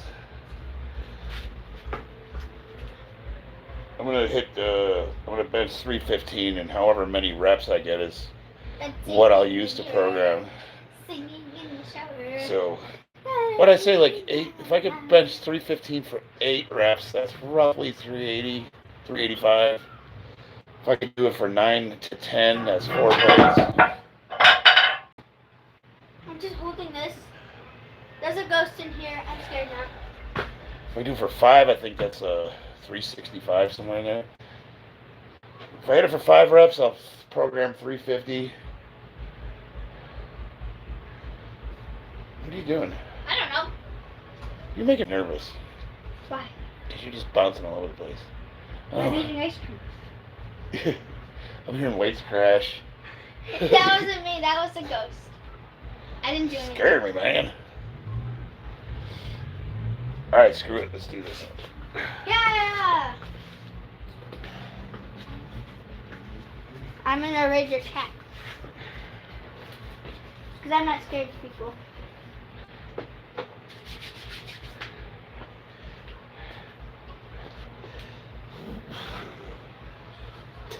This guy nominated himself to be head moderator over Smart Gamer.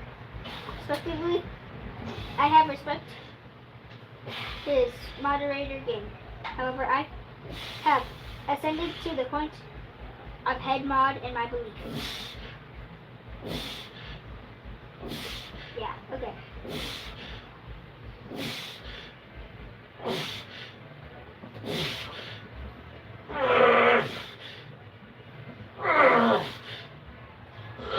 Shit!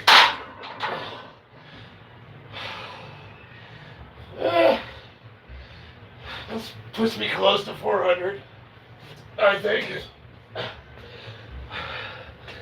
Right, I say 390. Whew. Jen, what was the economist you couldn't name? It was Thomas Scotwell, Milton Friedman, Bassett, F.A. blah blah blah blah blah. Does that make sense? I want to say Rand. But no, not Rand Paul. No, he was he used to, during the Reagan era, he was always lecturing. He talks like this. He's got the short bald guy. He would talk about the USSR. What was his name? He was like my favorite one. He's bald. Do you wear glasses? I think you did. This guy wears a spotter with a screaming pink dinosaur.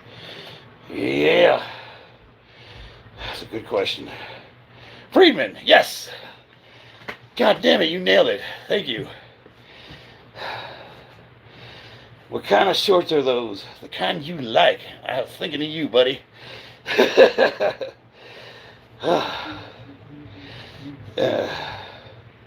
Yeah, Friedman's awesome. That's the only set I'm going to do. I'm trying to gauge where I'm at because I'm just starting a program out. So based on that, I got that for 10 reps. Yeah, 9 3/4. I mean, I did re-rack it, but I don't think I locked it out all the way. So we'll say 9 reps. Although when I make the video, I'm saying I did it for 10 because it went down and went up. But for programming purposes, we'll say 9 reps. So historically, if I could bench 315 for 9 reps, that puts me at 405 pounds for a single. And not a platform single either, so not in competition. Because in competition, you got to pause, and then you can't press until the judge says press. Boom. So in order to do a 405 pound press in competition, I would need to do about 425 pounds in the gym. Because I was doing 410 pounds, and in competition, I was only able to do 385. So that adding that pause to it adds a lot. You gotta be able to fucking pause the weight. Wrestling. What's the name of the gym? Alright, guys. I think that's gotta be. Well, no, I'm not done yet. I still wanted to do a.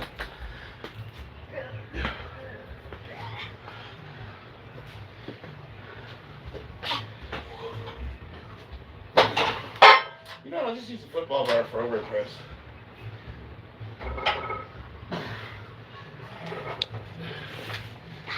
people in chat.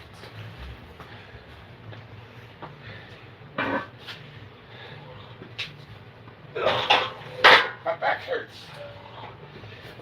Oh man, I'm gonna be fucking sore tomorrow. Squat 500 for 3 reps. That was 3 reps, right? And then 315 for 10 reps. Or 1/2 of your mom's ass.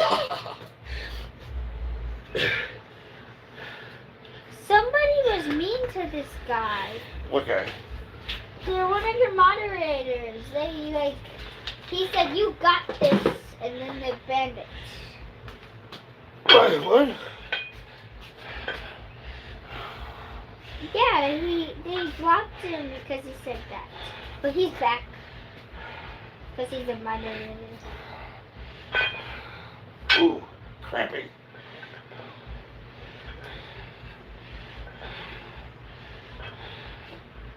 And then that means you get off live and watch Kid Buddy Schizo ranting. There's no actual real people that rant, bro.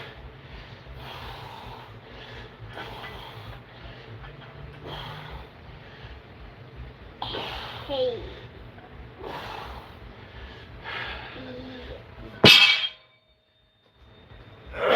Hey guys.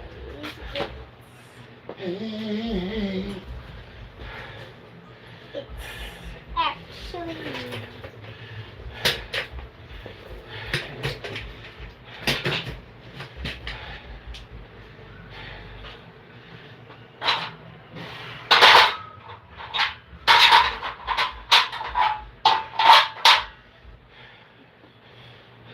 This guy said, I hate when I cramp up after back and bicep days. Do it now.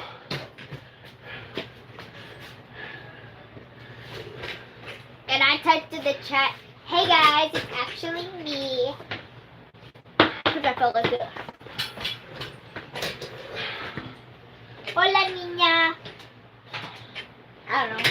Nina, little girl.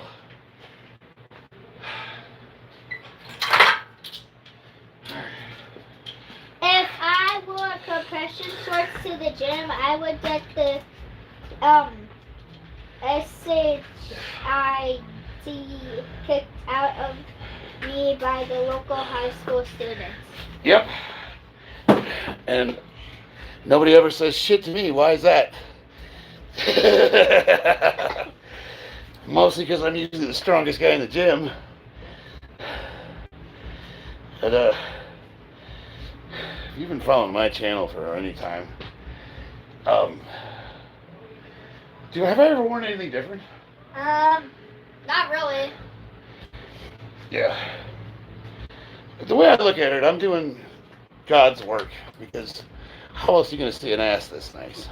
Just not for free.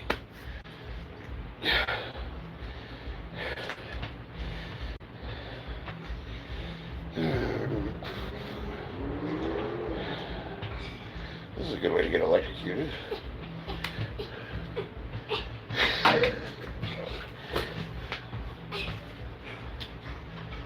Hey there. Ooh. Can you lower the weight a little bit? Lower it a little bit. And what? Like this. This is too heavy. Well, okay. Look at it. It just makes me float. You ready? Up your legs. I'm gonna fire you. Ready? Whoa. See? It just. Let me set down my ice cream. Oh, I'm actually lifting. Is that okay with you? Oh, yeah. Now, I need another minute. Okay.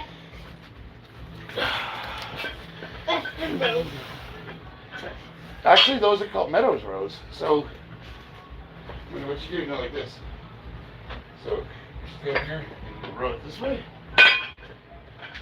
So, the Meadows row. This one. Or, you can stand back and put this way.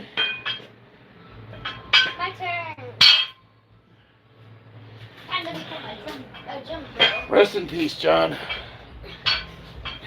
in peace to my granny. She got hit by a bazooka. Let me see if I can read the chat, y'all. Oh. Christina, hey baby. She almost went to the 10th floor. My wife's in the chat. Vegas sold debauchery like gambling and had the mafia help build it. Oh yeah, dude, Vegas. I mean, the history of Vegas is fucking very interesting. I'm lowering the weight on this thing. It's crazy what Vegas is, and honestly, the only reason why we still live here is because we don't have anything to do with the Strip. From like a construction standpoint, it's a really good place to be centrally located because the cost of living is outstanding. There's always work going on, and if you're local, there's Vegas is like you got Mount Charleston, you got Red Rock, Valley of Fire, Death Valley, you got Spring Mountain. Oh, there's a whole bunch of places. Awesome camping. It's 2 to 3 hours from Lake Apache up in Utah, Duck Creek, Mount Zion. You want to go to California, you got Alcatia, you got, it's 4 hours to the beach. Arizona, you got Grand Canyon. Petrified Forest, where's that, babe? But, Vegas is a really good place to be. Now, the summers are terrible. They fucking suck. And this year it's starting already. It's already over 100 here. But if you can survive the summers, the weather's awesome for the rest of the year. Cost of living's getting worse. So I don't know if we're going to stay. We'll probably keep our house, maybe rent it out. Who knows? Who knows what's going to happen in 5-10 years with the way the world's going. But, Vegas, it's got its perks, like when I lived in San Diego, especially on the beach, it was like the nicest weather ever. But the cost of living was insane and traffic was terrible. You couldn't go 10 miles in less than 2 hours. Yeah, Vegas has its perks. All right. One sec. Evening out.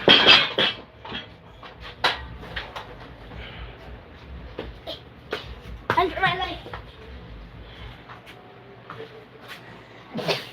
You can do it! Go, Jimmy Bro, go!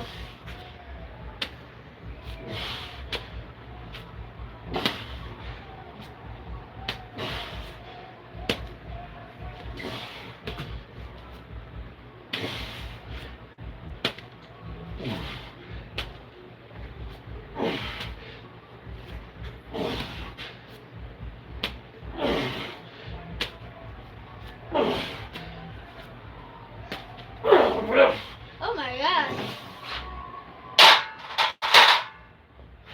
Go, Jim Bro, go. What is this? What? The green ones are too heavy. That's only 20 pounds, though. I'm gonna make it 30 though, and that's actually really easy. Alright, guys. I am done. Oh, you're getting off. Squat 500 for 3 reps. Benched 315 for 10. Whatever that was for that. Put the weights away, that's worth something, right?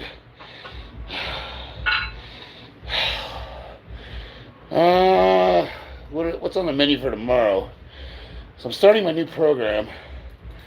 Tomorrow I need to do, deadlifts. Deadlifts. Oh, wow, that's easy. So, hopefully a little bit earlier. I'm aiming for that 6 p.m., 5 to 6 p.m. time. But I got deadlifts on the schedule for tomorrow. 2.5. And it is good to see you guys. D-Pain, hey, what's up? Semper Fi, brother. Yeah, I haven't been online in a while, man. I had to take some time off and get my head right. But we are back. We are back.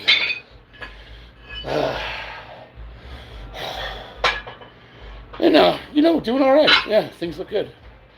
How have you been? How are you doing? I can't get up without saying hi to you first. don't like this iPad. I got this so I can read. Because I can enlarge it like an older man. Is that a wood spray?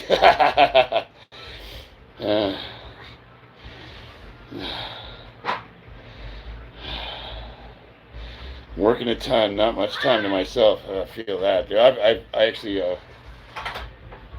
right now I'm not working. I just ended a contract.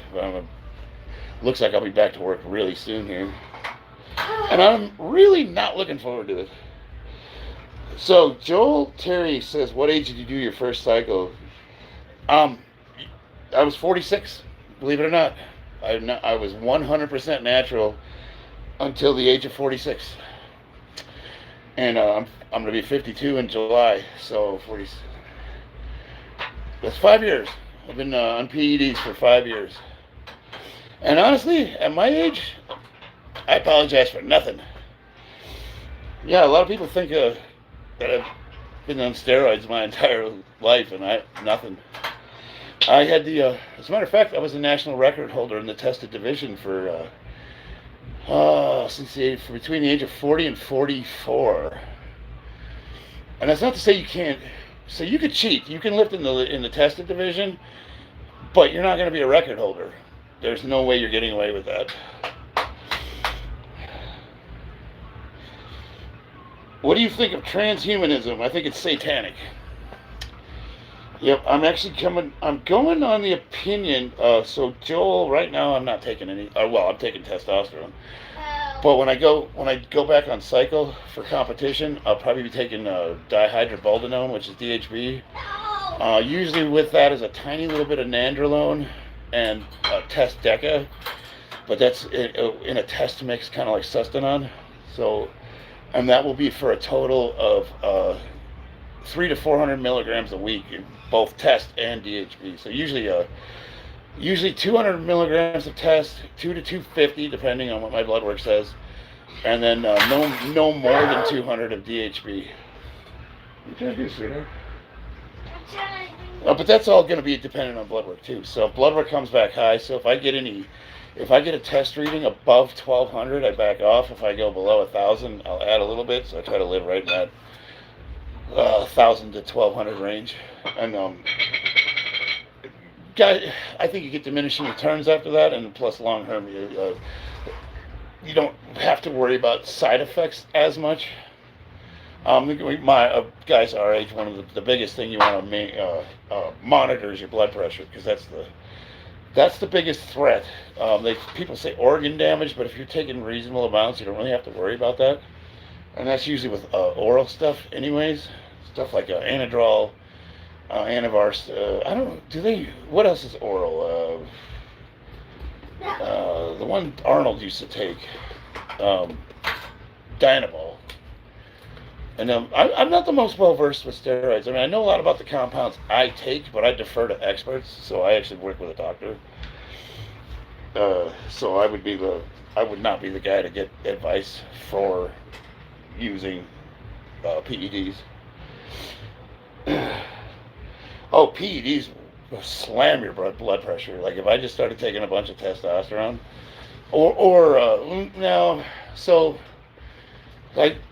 one competition I used Anadrol. I was using between 50 and 100 milligrams, and that was towards competition for no more than 8 weeks. And for a while there, my blood pressure was spiking. It was like 170 over 90. And I try to maintain my blood pressure like, I want to say like 120, 125 over 70. That's what we want to see when we're waking up in the morning. I did try Trenbolone for 2 weeks, and the reason I stopped is because it crazy spiked my blood pressure, and it made me an emotional fucking mess. That shit's all bad, and that's nothing. If you're over 40, you shouldn't be messing with that shit anyways. I did it. But I want to live to the age 500. You know, I don't think I would want to unless I could maintain a quality of life. Like I think about like living. You know, everybody always says that, but it's like. I did it. I got as far up as I possibly Did you? go. Show me how you did it. Oh, All right, guys, I gotta get going here. It's 2 hours and 15 minutes, but I will see you all tomorrow. I'm gonna do some deadlifting. I totally want to show you. It's gonna be so fun. All right, Okay, show me. so I grab this and I just squeeze. Then how'd you get on top of it? Look at that press down. Push, push, push, push. How did you do it? Whee! See. Oh, okay. Oh, you bros. So 0 flexing of arms happened. You know, if you lighten the weight to where you could actually bend your arms, you might actually get a little. All right, I love y'all. I'll see you on the battlefield. It was good talking to you again. It's been a while. I'm gonna try to get this thing going regularly again. Get my subscriber count back up. I'm floating. Floating.